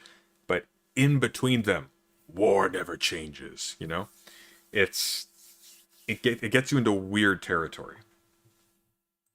Are not going to roll Like, it's over and play metaphysically dead. absurd. In fact, what the Russians are going to do is they're going to Well, not crush metaphysically the absurd. Ukrainians. It gets metaphysical, which is why it's absurd. Because we're talking about stuff that should be purely pragmatist. They're going to bring out the big guns. Pragmatic. They're going to turn Not places pragmatist. like Kiev and other cities in Pragmaticist. Ukraine into rubble. They're going to do Fallujahs. They're going to do Mosuls. They're going to do Grozny's. You know what happened in World War They're going to do II Pilates. when the United States was faced with the possibility of having to invade the Japanese home islands in early 1945. The idea of invading the Japanese home islands after what happened at Iwo Oh, by Jima the and way. then later what happened in Okinawa really spooked us. It sounds like something Jordan Peterson might say. The Dragon of Chaos. By the way, not all Canadians sound like that, damn it. We don't sound like Jordan here. We actually do, unfortunately. There's a reason for that. Actually, Jordan Peterson uses the word chaos very wrongly insofar as he tries to deploy its use from antiquity onwards. The notion of chaos in like the ancient Greek world, for example, like in Hesiod writes, like first there came chaos in the Theogony. That doesn't refer to a situation of confusion or disorder. Chaos simply refers to a void. So it's often translated as first came the chasm. It doesn't refer to like entropy. So it's when you like try to again turn it all into billiard balls, that's a very modern way of looking at it, and it's wrong. It's very wrong. Like it's not essentially wrong in that like stuff is made of tiny little particles, and you know, like the matter in the world is governed at some level by dynamics between things much smaller than exist at the realm of human society or human discourse. But that doesn't mean that how human beings act with respect to each other, or how states act with respect to each other, or how societies and states are constituted, or how the relationships between them is constituted, that mirrors the activity of particles or billiard balls, right? That whole was it Democritus? It was Democritus who theorized the atom initially, right? That whole notion of it. It's not I think Democritus was the atom, but it was oh, I've lost the name. Who was it who was like it's all particles. I can't. Oh shoot, hang on. Let me find it quickly. This is gonna bother me. Oh.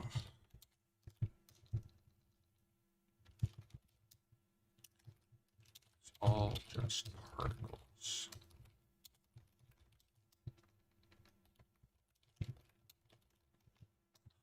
I know this. It's on the tip of my tongue.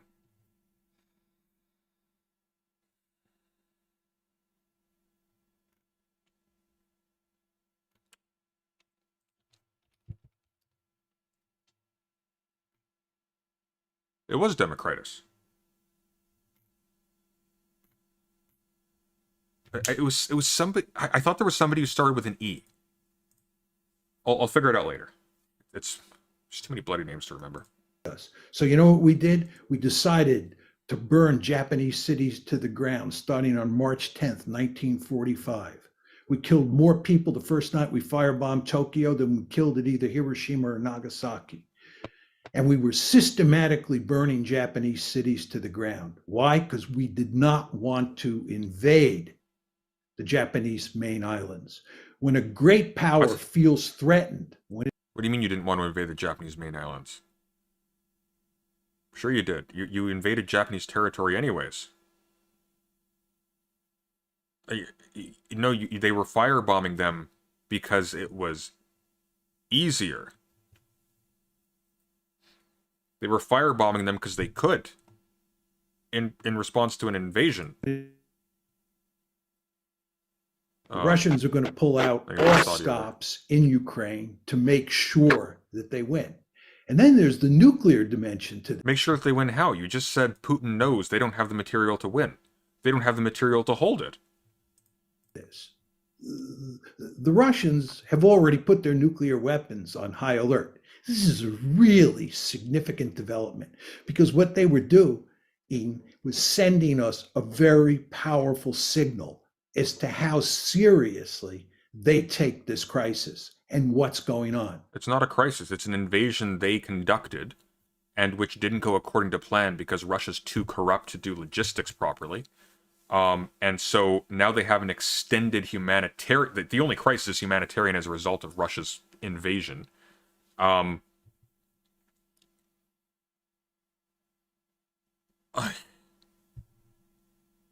going to take a look at this guy's political theory first. He says that the second chapter of his book, The Tragedy of Great Power Politics, he says the second chapter is the most important. I tend to agree, because I think it's actually where he goes into the conceptual framework that he's operating with. We're going to go through that. I don't know how long it is. Maybe we won't go through the whole thing, but we're gonna go through it a bit. Maybe the whole thing. It depends on how fast we go. But we're going to take a look at this. This is not the last we will be hearing from Mearsheimer, unfortunately. But he does tend to repeat himself a lot, judging from what I've seen, so we probably don't have to go as deep as I initially was saying earlier on in this stream. But we'll return to it anyways. But we're gonna look through this. We're also gonna look through later on some other realist approaches to international relations theory, and we're gonna critique those as well as neo-realists. We're gonna look at that article. Is it an article or a book? Hang on. It was. I thought it was a book. Give me a quick second. I've only read excerpts from it.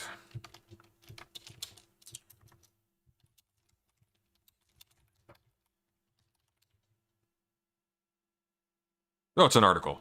Right. I'm thinking of something else. But that one's cited here, and it's good. It has problems, but it's good. We'll go through some stuff. We're going to break this down.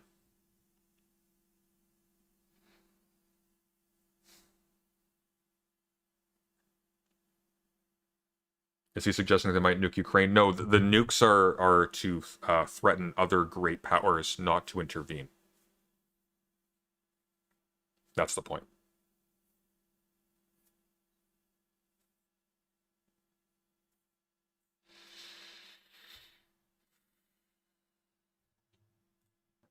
So again, if we start winning and the Russians start losing, you want to understand that what we're talking about doing here is backing a nuclear-armed great power that sees what's happening as an existential threat into a corner. This is really dangerous. Okay, generally when you back something into a corner, it's not the thing in the corner that is encroaching on you. Russia's not backed into a corner. Ukraine is backed into a corner. This is somebody mugging you in the street. Somebody else passes by and says, "Hey, what's going on?" And then the mugger waves the gun at you, so you walk away. Again, is there anything Russia could do that wouldn't be Russia backed into a corner? It's preposterous. This is this is the problem with this kind of reductive theory of international relations, because if it's all just a part of the logic of the machine, then everything is necessary. It's never a matter of inquiring as to the wisdom of a decision. It's always about, okay, what is the hidden logic undergirding this reason? Because there must be one. There must be some secret, perfect explanation for everything that makes everything understandable, or that makes everything rather justifiable. There's not. Putin is a criminal. He's a mob boss. This fact did not prepare him with the judgment to decide when and when not to conduct a large-scale invasion of another country. As Brooks said earlier, he's an idiot. Putin is an idiot. Putin laid bare the vulnerability of his country with this. Even if he takes Ukraine, nobody will take it as seriously anymore. Putin was thought of as like a mastermind, tongue-in-cheek, but not tongue-in-cheek in the way people joke about Trump being an idiot. Tongue-in-cheek in that, like, they'll joke about how the silliness of his propaganda. It's like, oh, he's like riding a bear, shirtless in the frozen forests of Siberia or something. Yeah, silly. But they also thought of him as like a cold ex-KGB guy who was really, really smart and really, really calculating and cold. That's gone. He looks like a moron now.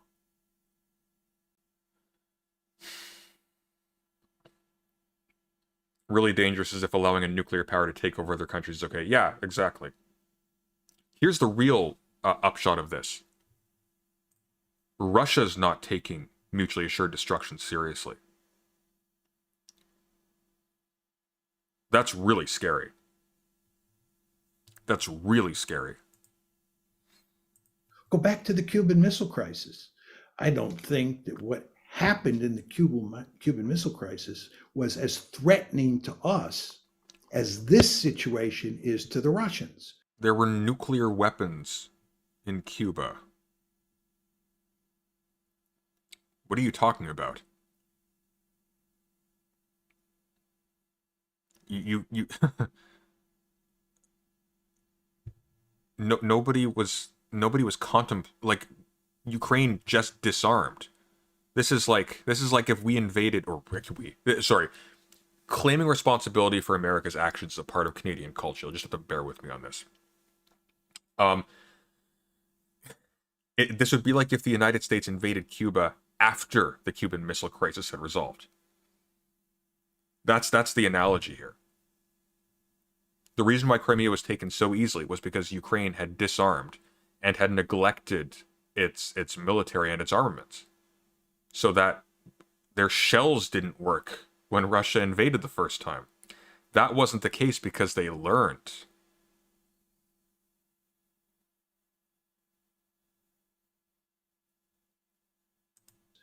But if you go back and look at how American decision makers thought at the time. And by the way, like, the cost isn't just, like, we think about the human cost, like, oh no, so many people died. That's on one level. Let's think cynically for a second, though. Russia's regular forces are severely depleted as a result of the invasion. Their most experienced men are being blasted away because of poor logistics. Russia has set its military back by God knows how long as a result of this. It's not just an image thing. It's not like, oh, Russia's not really as effective as we thought, because we thought it had basically godlike power. It would take Ukraine like that. It was just a matter of daring and will. No. Not only could they not, they can even less so now.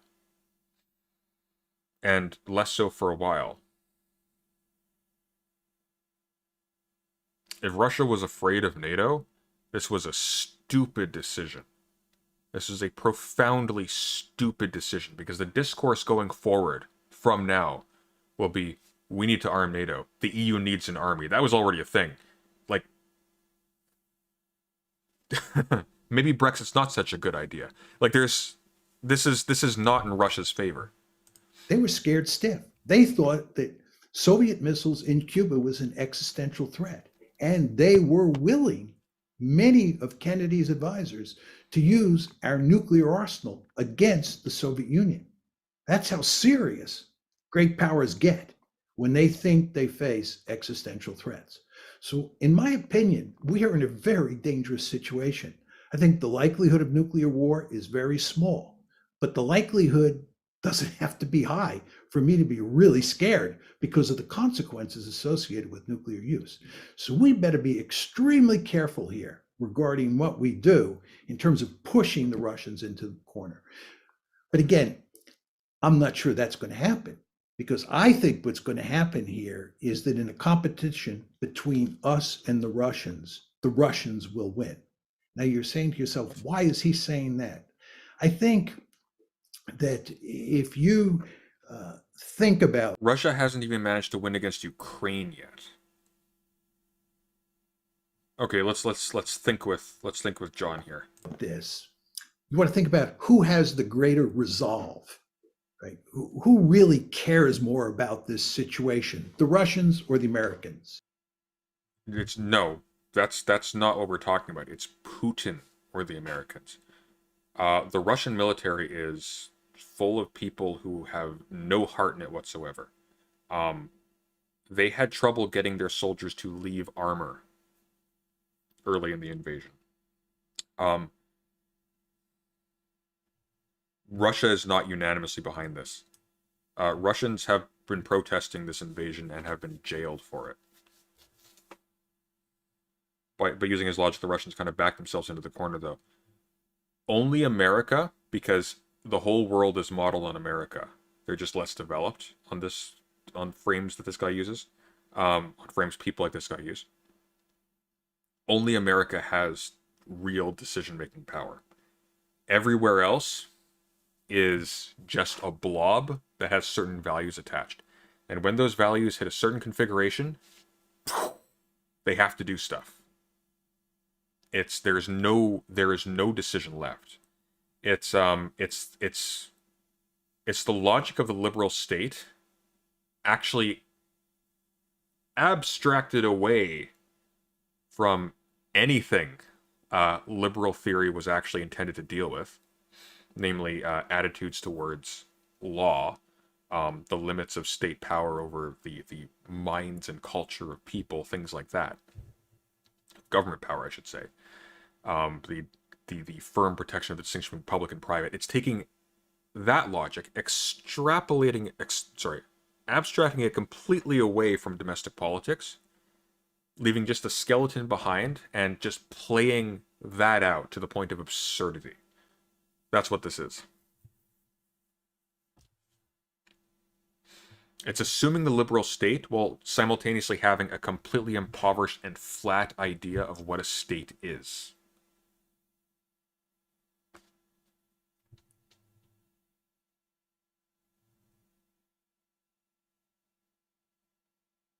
So then all nations but the US are like purely reactionary? Yeah, essentially. Essentially. Not reactionary in like the Demeistrian sense, but reactionary in the sense they only react to things. These are like elements. You boil the water long enough, it bubbles. By this principle, Putin is actually not responsible for his decisions due to the way he was raised. This is basically boys will be boys logic applied to states. Literally. Literally. Russia couldn't help itself. Ukraine was flashing its thigh. Like, that's literally what this is. The Americans do not care that much about Ukraine. The Americans have made it clear they are not even willing to fight and die for Ukraine. So it's not that important to us. So For where's the Russians, threat? They have made it clear it's an existential threat. So the balance of resolve, I believe, favors them.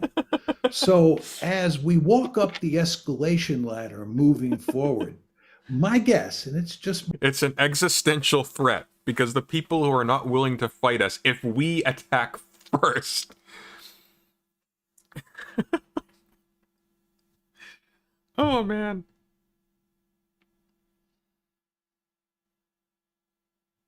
That's not funny, Dietrich. That's just, ugh. Be ashamed of yourself. The joke was the guy who said everything was particles, his name was John Atoms. That was from a thing earlier. I was asking who was the person who... It was Democratian. It was Democritus. Oh. God. My guess is that the Russians will prevail, not the Americans, and the Russians will prevail because the balance of resolve favors them. The United States isn't in a conflict with Russia. Russia invaded Ukraine.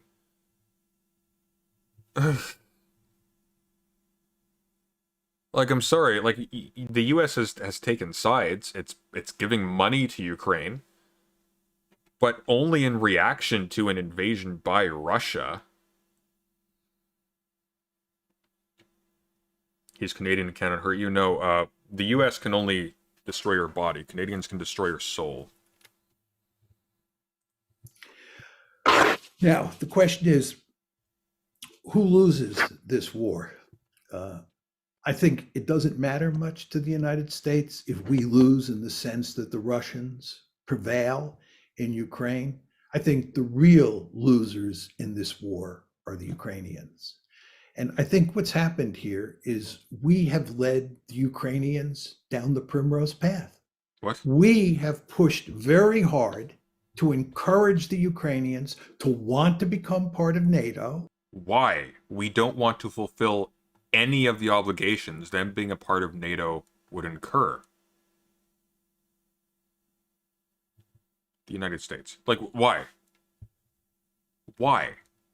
This doesn't even make any sense.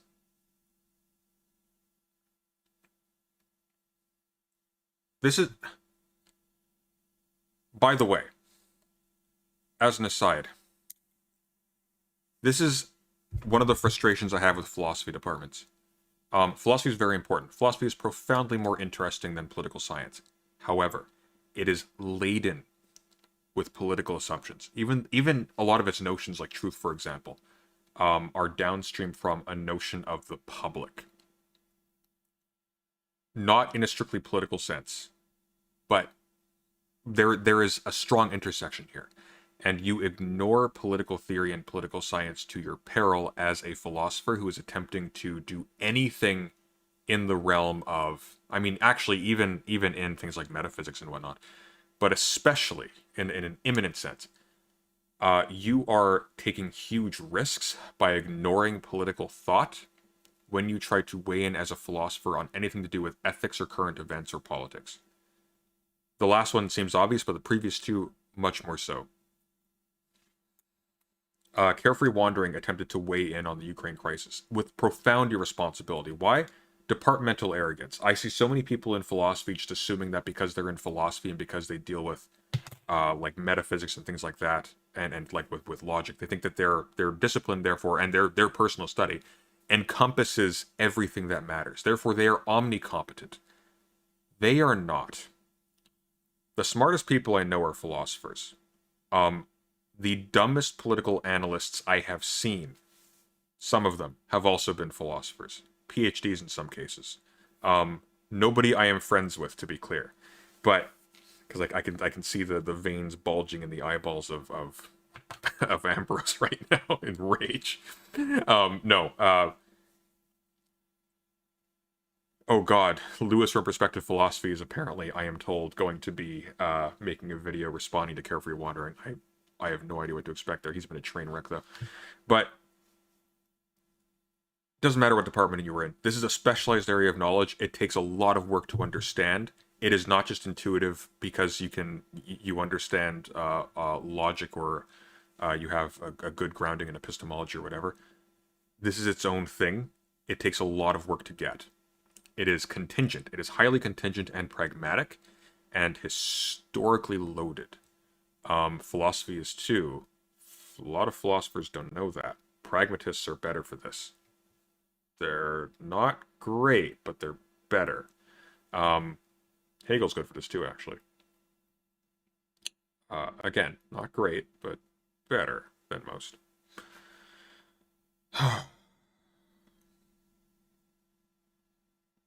That seems true, but I think Mearsheimer is a pretty clear example of the converse being true. Hearing him talk about political philosophy shows he generally doesn't know what he's talking about. He's talking about international relations. International relations is a separate discipline from political philosophy and political science and political theory.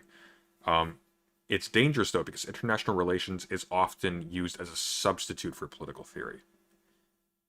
It is not. International relations is taking a reified notion of the liberal state and, you know, like settling on a definition and playing out the logic. It's a bit more complicated than that, but that's basically the gist. Mearsheimer is a particularly bad example, but then international relations has gotten considerably worse as time has gone on. I think Kenneth Waltz was the last really good one, and even he has like serious problems. Like there are problems with all of them, frankly, and with American political science in general.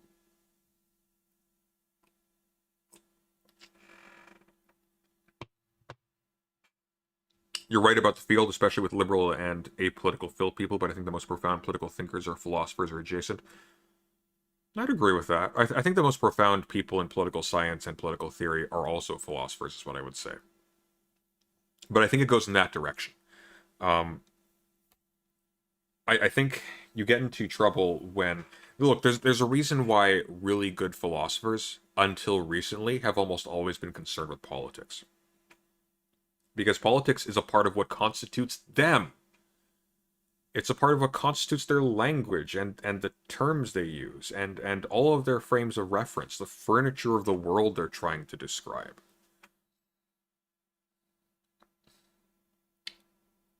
Oh shoot, he had a speech he gave about political philosophy, not international relations. That was very bad. Can you send that to me? What was it? I want to see this. I want to see John Mearsheimer on political philosophy. What is it called? Can you tell me? Maybe we'll go over the book another day. We've been going for a little while now. It's been almost 2 hours. And this is only episode 1. We're going to do a few of these.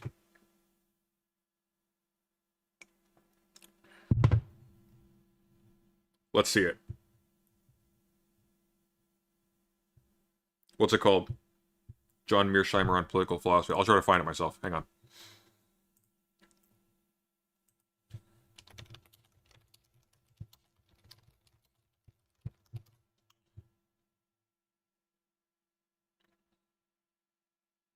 Yeah, please try to hunt it down. We'll keep going with this. Let me know when you find it, okay? That's really cool. It's not really cool. It's going to be awful, but it'll be funny. We have pushed very hard to make them part of NATO. We have pushed very hard to make them a Western bulwark on Russia's borders, despite the fact the Russians made it clear that this was unacceptable to them. We, in effect, and here I'm talking about the West, we took a stick and we poked the bear in the eye. Remember, again, that it was the Ukrainians. Whether a majority or not, it was Ukrainians who ousted Yanukovych. Maybe the Ukrainians chose to westernize, quote unquote. Whatever that means, again, as if Russia isn't thoroughly westernized. And as you all know, if you take a stick and you poke a bear in the eye, that bear is probably not going to smile and laugh at what you're doing. As Russia has learned with Ukraine. What's that quote from Lord of the Rings, Return of the King? It's like, if this is to be the end, then we shall make such an end as to be worthy of remembrance. It's King Theoden. That's what's happening here. Regardless of what you think about Ukraine's government, regardless of what you think about the state of Ukraine, regardless of the fact that Russia went in totally unprepared, it's impressive. Nobody thought Ukraine would be able to put up any fight whatsoever. Now it looks like Russia might actually have to make a deal, possibly.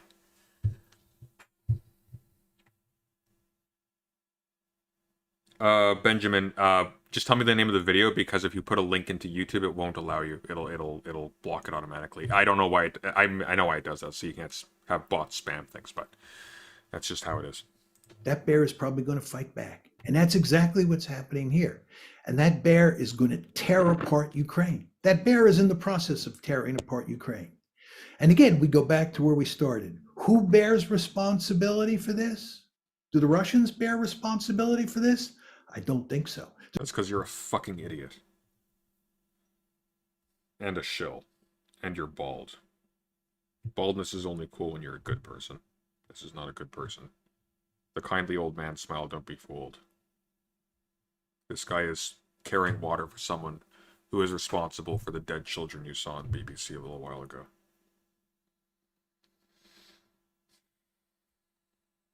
There's no question the Russians are doing the dirty work. I don't want to make light of that fact. But the question is, what caused the Russians? John J. Mearsheimer, The Roots of Liberal Hegemony. It's that one. Okay. You know what? I actually have that on the playlist here. We'll do that one another day. That's going to be a long video. Maybe tomorrow night. Actually, tomorrow, I believe I am going to be trying to play Europa Universalis 4, emphasis on trying with Zanzi. Maybe we'll chat about this.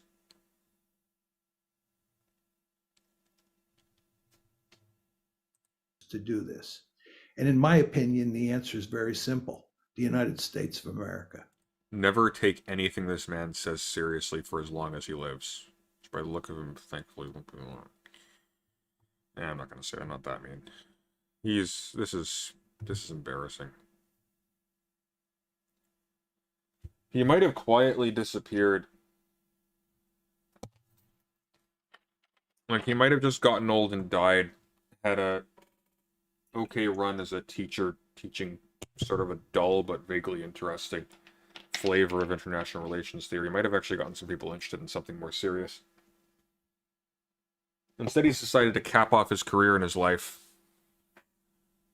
defending a regime that right now is foreshortening those of children who will never even become old enough to have a conception of what's going on.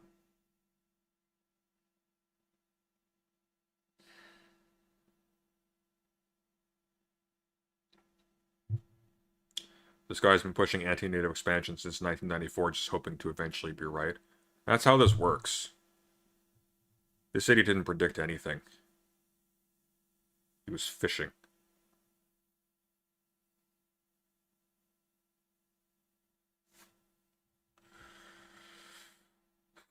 The amount of times he has contradicted himself is impressive.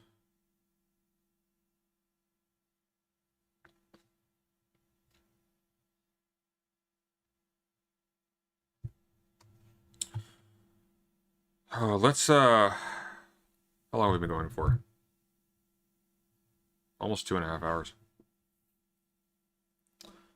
Well, I guess 2 hours, because almost 2 hours, because we started with the intro music. Let's take a look at his book. Yeah, we'll come back to this. We'll finish this later. Let's take a look at his book.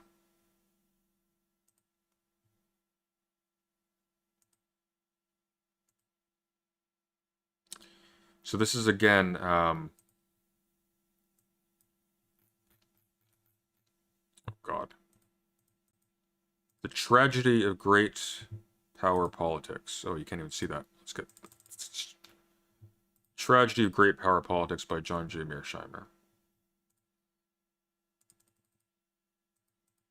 Okay, let's make it big enough so you can actually see the text. Let's see, how small is that? That's pretty small. We can go a bit bigger.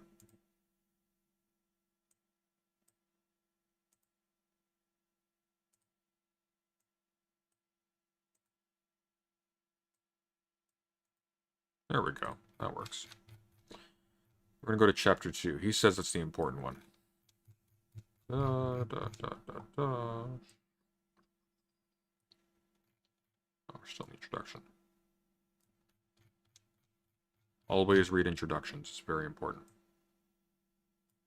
Sometimes there's stuff embedded there. Oh, we passed it. Here we go.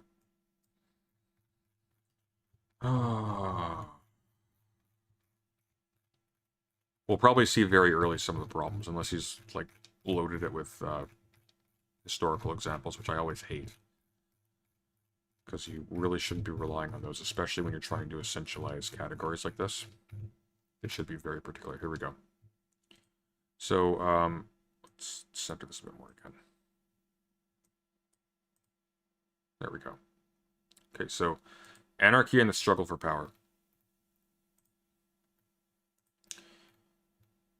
Great powers, I argue, are always searching for opportunities to gain power over their rivals, with hegemony as their final goal. This perspective does not allow for status quo powers, except for the unusual state that achieves preponderance. Instead, the system is populated with great powers that have revisionist intentions at their core. This chapter presents a theory that explains this competition for power. Specifically, I attempt to show that there is a compelling logic behind my claim that great powers seek to maximize their share of world power. I do not, however, test offensive realism against the historical record in this chapter. That important task is reserved for later chapters. We don't care about that. So, my explanation why states pursue power, my explanation for why great powers vie with each other for power and strive for hegemony, is derived from 5 assumptions about the international system. None of these assumptions alone mandates that states behave competitively. Taken together, however, they depict a world in which states have considerable reason to think and sometimes behave aggressively. In particular, the system encourages states to look for opportunities to maximize their power vis-a-vis other states. How important is it that these assumptions be realistic? Some social scientists argue that the assumptions that underpin a theory need not conform to reality. Indeed, the economist Milton Friedman maintains that the best theories will be found to have assumptions that are wildly inaccurate, descriptive representations of reality, and in general, the more significant the theory, the more unrealistic the assumptions. According to this view, the explanatory power of a theory is all that matters. If unrealistic assumptions lead to a theory that tells us a lot about how the world works, it is of no importance whether the underlying assumptions are realistic or not. There's a lot loaded in there regarding the nature of knowledge, but we'll move on. I reject this view, although I agree that explanatory power is the ultimate criterion for assessing theories. I also believe that a theory based on unrealistic or false assumptions will not explain much about how the world works. Sound theories are based on sound assumptions. Accordingly, each of these 5 assumptions is a reasonably accurate representation of an important aspect of life in the international system. He presumes an international system. That in itself is interesting. We already have a fixed point of reference.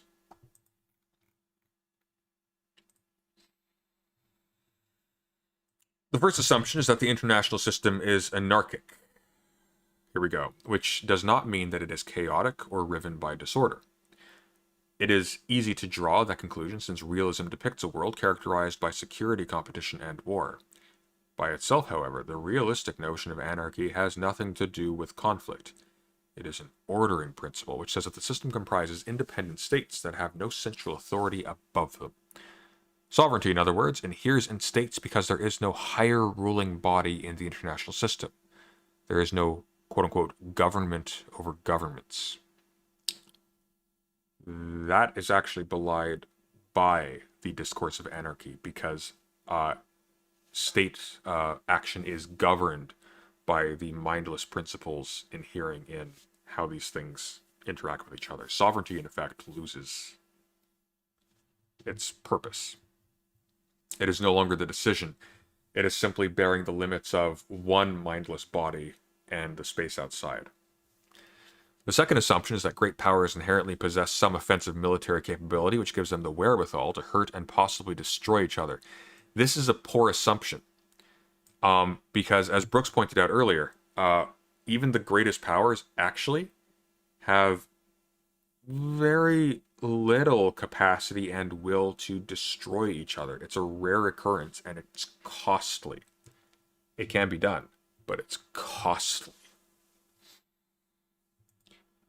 States are potentially dangerous to each other, although some states have more military might than... Oh, by the way, on that note, it's said a lot. Isn't this kind of Hobbesian? It sounds like a state of nature between states. Why does Hobbes never talk about a state of nature between states? Interesting question. Hobbes is aware of the existence of lots and lots of wars between communities, between things that have been described as states by people before him. The notion of collapsing everything into a common category state is at least as old as Machiavelli. Hobbes himself translated Thucydides. There is a translation of Thucydides by Hobbes. If you ever wanted to read Thucydides in Hobbesian English, you can. In fact, he illustrated it himself. This is my copy of Thucydides' Peloponnesian War.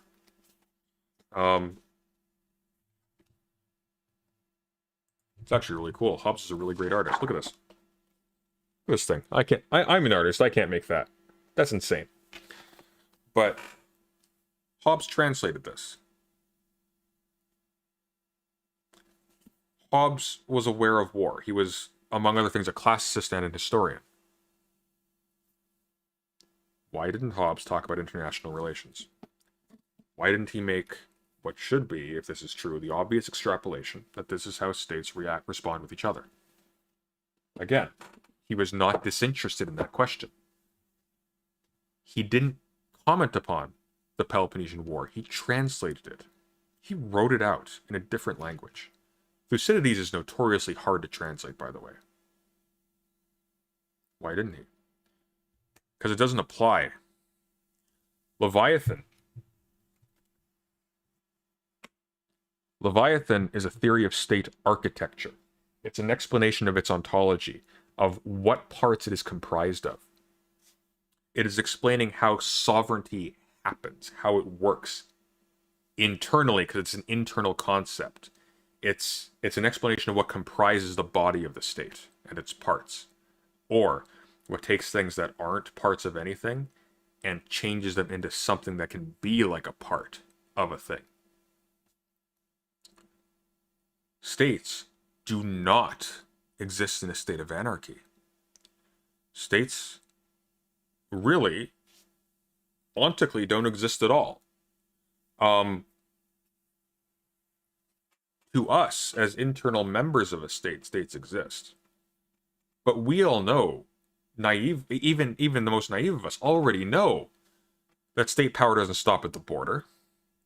We already know that even though a state can have total sovereignty in terms of its capacity to self-govern, or rather to exert governing force over its citizens, we already know that different kinds of forces impinge upon state borders and cross over them and through them all the time. That's the whole notion of a buffer state. Like, we talk about this all the time, like it's obvious. Exactly, it's because Hobbes wasn't as smart as Mearsheimer.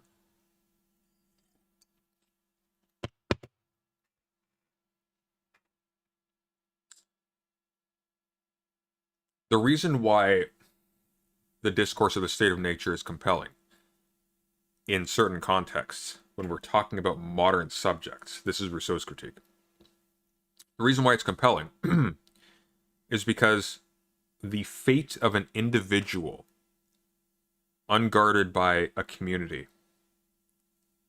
is to be treated with greater pessimism in the event that they enter into a conflict with somebody else than a community. Because you do not just fight with an aggregate of individual human beings when you invade a state.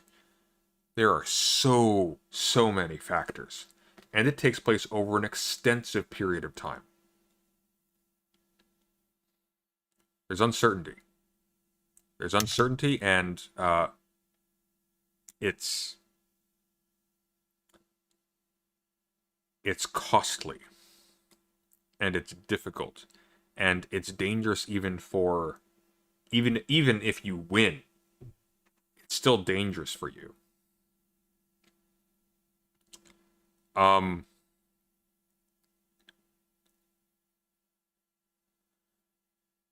The bare fact that states have the capacity to hurt one another, whatever that means, really, hurt one another. If I take all of your pawns and all of your knights and all of your bishops and your queen even, but you managed to get me to checkmate with your rooks, was that a better outcome for me?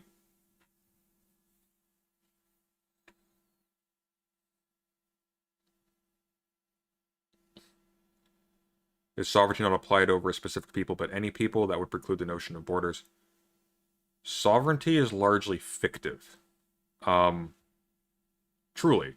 It's like totalitarianism. We can aptly, within a context, when we're trying to express a certain idea, say that one state is totalitarian. But is it actually totalitarian? Or is it particularly noxious to us in how it governs? Because these are different things. Like, does a totalitarian state necessarily... Is a totalitarian state truly total? Does it dictate how its citizens brush their teeth? Does it dictate the order in which they read words on a page? Does it dictate... No. Imagine if chess had tractors, exactly. Chess should have tractors, that'd be...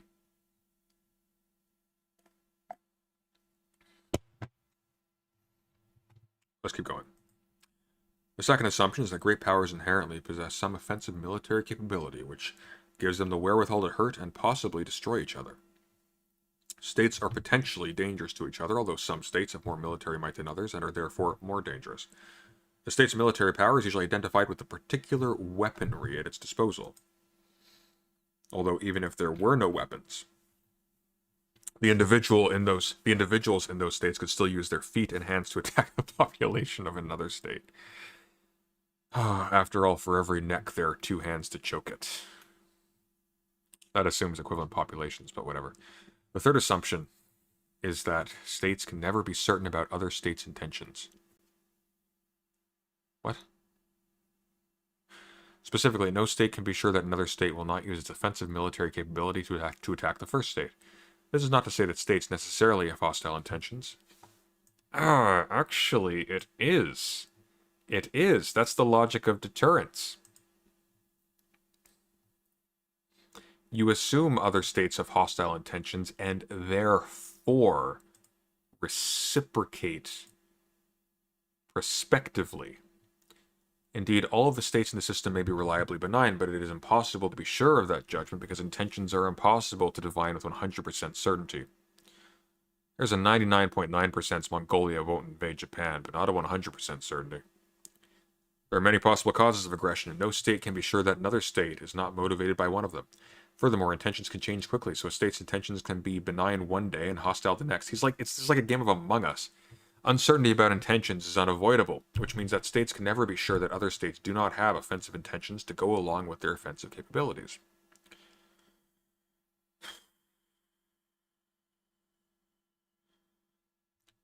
The fourth assumption is that survival is the primary goal of great powers. No. No, no, no, no, no. No. If survival was the primary goal of great powers, Athens would not invade Sicily. Russia would not invade Ukraine. This is stupid. Specifically, states seek to maintain their territorial integrity and the autonomy of their domestic political order. These are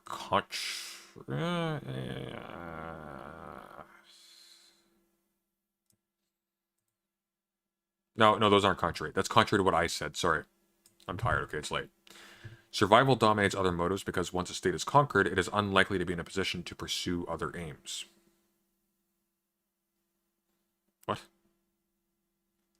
Survival dominates other motives because once a state is conquered, it is unlikely to be in a position to pursue... No, once a state is conquered, it is no longer a state. So it is unlikely to be in a position to pursue other aims. The it in that sentence is gone. Soviet leader Joseph Stalin put the... It would be Joseph, wouldn't it?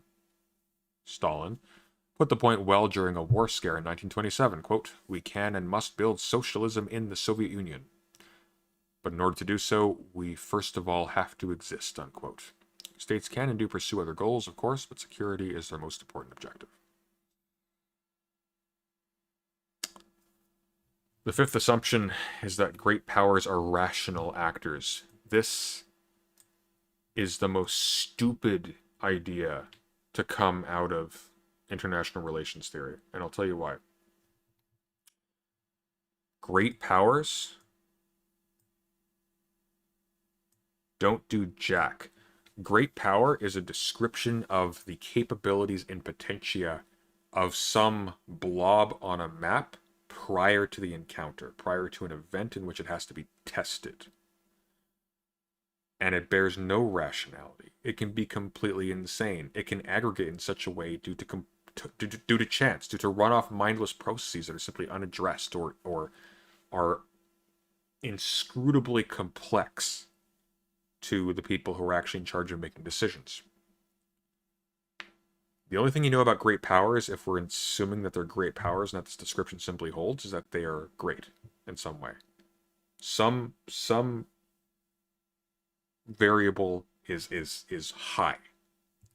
They have a lot of manpower. They have a lot of money. They have really good technology. They have something. They have a lot of space. They have an advantageous position. Rational actors? What does that mean? Well, it means that we are describing states. I'll read this in a second. We're describing states as things that bear, as like abstract entities that bear certain qualities by dint of being states, because it goes in that direction. They don't look at communities and say, oh, this thing has such and such qualities, therefore I'm going to classify it as a state. They see that something is recognized as a state and confer those qualities upon it. Now it enters into the calculation. There's a contradiction, of course, that's played out in practice, because again, Mearsheimer cannot bring himself to regard Ukraine as having any rationality of its own. But that's another matter.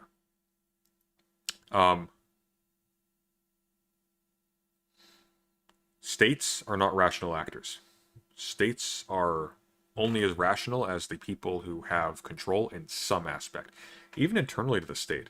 Like, think about what that means, rational actors. Whose rationality? The physicists? The historians? The philosophers? The poets?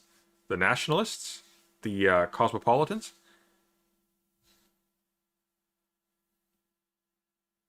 The economists? Like, who are we talking about? These people have different and often contradictory rationalities. Often they will explicitly be condemning the false logic of other disciplines entire. And it's not like these are producing the people who ultimately get into positions of decision-making authority.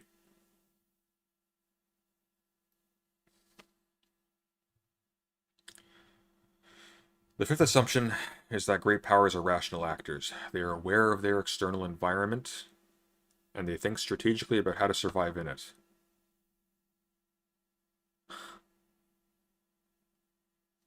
Is Russia aware of its external environment? Did Russia know what Ukraine was when they invaded? No. That's the point. They were blind. They weren't just blind to their external environment. They were blind to their own situation. They didn't know that their military was not actually up to stuff, that it wasn't actually in a position where it should be invading neighboring states, even states as small as Ukraine. In particular, they consider the preferences of other states and how their own behavior is likely to affect the behavior of those other states. Do they do so rationally? Is that the definition of being rational? Is just thinking?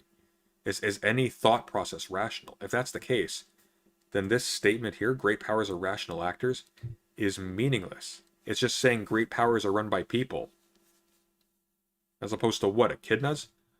And how the behavior of those states is likely to affect their own strategy for survival. Moreover, states pay attention to the long term as well as the immediate consequences of their actions. So does every high school student who thinks they want to become an actor. As emphasized, none of these assumptions alone dictates that great powers as a general rule should behave aggressively toward each other. There is surely the possibility that some state might have hostile intentions, but the only assumption dealing with a specific motive that is common to all states says that their principal objective is to survive, which by itself is a rather harmless goal. It's also a stupid one to assume that states have, given that if states were only concerned with survival, they would first of all establish themselves in undesirable territory, as Athens did, which was one of the reasons why it became so powerful, according to certain commentators at least. At the very least, there's a historical precedent for doing so, or at the very least, a written historical precedent for choosing that. And secondly, they wouldn't become empires. They wouldn't be noxious or desirable to other people. This is actually the entire focus of a chapter in Plato's Republic. He emphasizes the need to place the state in such a place that it doesn't court invasion by other people, such that a larger state then can sustain the kind of philosophical community he wants to run it would be required. This idea of rationality seems tautological. States are rational actors that pursue their interests. How do you know something was in a state's interest? Because the state did it. Exactly. Even beyond the arbitrariness of it and all of the assumptions it's onboarding in the assumptions themselves, we don't even need to continue with this. Like, this is, he's showing us the foundations of his palace, and it's made of toothpicks. And you can build big things with toothpicks, but he doesn't know how to do that. He's stacking them one on top of the other. He thinks because a toothpick pile reaches from the ground to the ceiling, therefore it holds it up. There is surely the possibility that some state might have hostile intentions, but the only assumption dealing with a specific motive that is common to all states says their principal objective is to survive, which by itself is a rather harmless goal. That's an incredibly violent goal. For God's sake, look, Cixin Liu, science fiction writer, probably doesn't study political theory at all. He might actually. He had some knowledge. I mean, he's Chinese, so he has knowledge of three kingdoms, but he also had a lot of knowledge of, he's a smart guy. Dark Forest is a great thought experiment. Very smart. Demonstrates how, at a certain level of analysis, survival is actually one of the most violent goals you can have. Why? Because a part of survival is getting rid of things that can harm you, which means not things that do harm you. Get rid of things that can harm you. Because sometimes if they harm you once, that's all it takes, you're gone. So you harm first.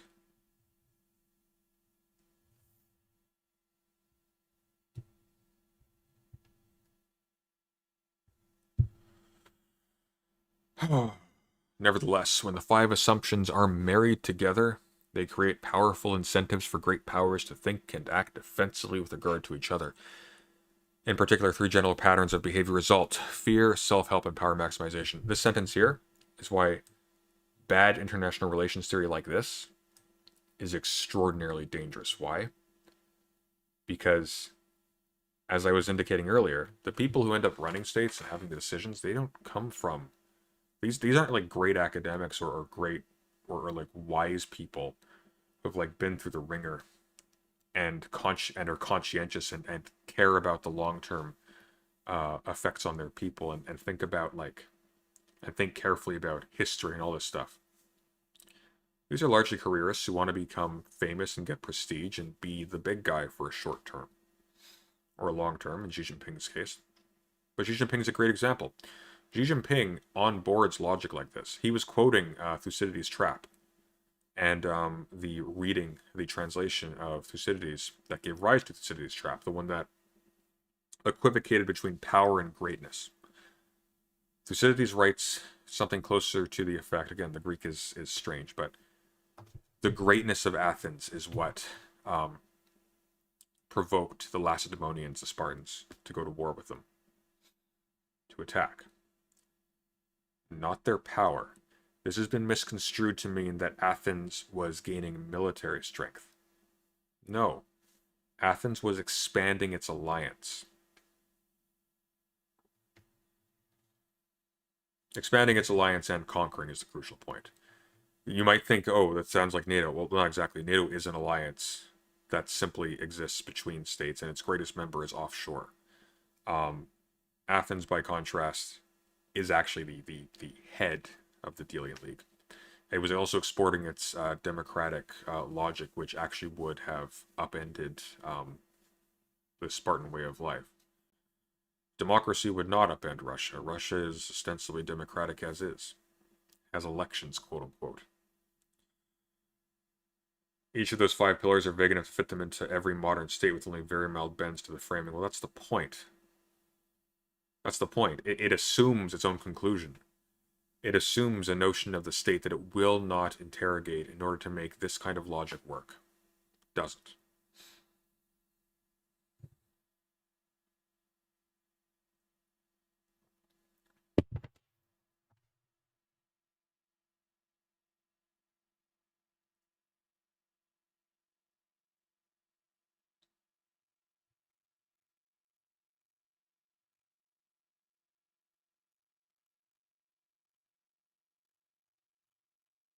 We don't even need to continue. Like, he's just going to bear out this logic, but the logic rests on faulty premises. We've basically read the whole book. Because whatever he says going forward, even if it's perfectly logical, if the logic is impeccable, if it follows completely from the premises he set out, the premises themselves don't bear any scrutiny. This is nonsense.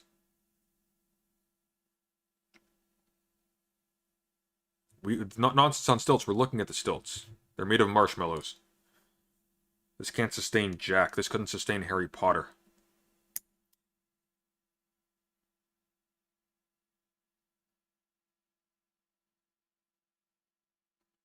Alright. It's late. I'm tired. I have to write more for that video essay I'm doing. Let's call it here. Vosh apparently is going to try to reach out to Mearsheimer to debate him. I am hoping he is willing to talk to me first. Vosh, that is. I don't want to talk to Mearsheimer. I mean, I could talk to Mearsheimer. But I'm hoping he does, because I could arm him to the absolute teeth for that. That would be cool to see. Because you can actually break this down. All of his thought here is meaningless. This is a reification or a slight modification on other people's assumptions that don't work. They do not work.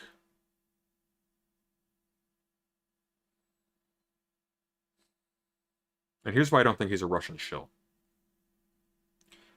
Because he already has sufficient motivation to try to push this onto any situation that might get attention. Because it gains him prestige and money. He's embedded in a tradition where this kind of malpractice, I would consider it to be malpractice, effectively, is rampant. This kind of thing happens all the time. Mearsheimer has just made a spectacle of himself. That's why people are particularly offended at this guy. But it's par for the course. Political science is really botched in the academy. There are definitely good political scientists out there, but they're few and far between. It's a desert. The vast majority of it is this stuff. This stuff. It's on this side on my screen. President Sunday, any chance you want to look at something of Dugin, since he's one of Putin's only known advisors? We actually covered, if you go to the previous stream, even worse Ukraine takes, or even worse takes on Ukraine, I think it's called, we go over a speech by Dugin. Dugin's horrifically better than this, but he's still really bad. Like, really bad. Dugin's not good either.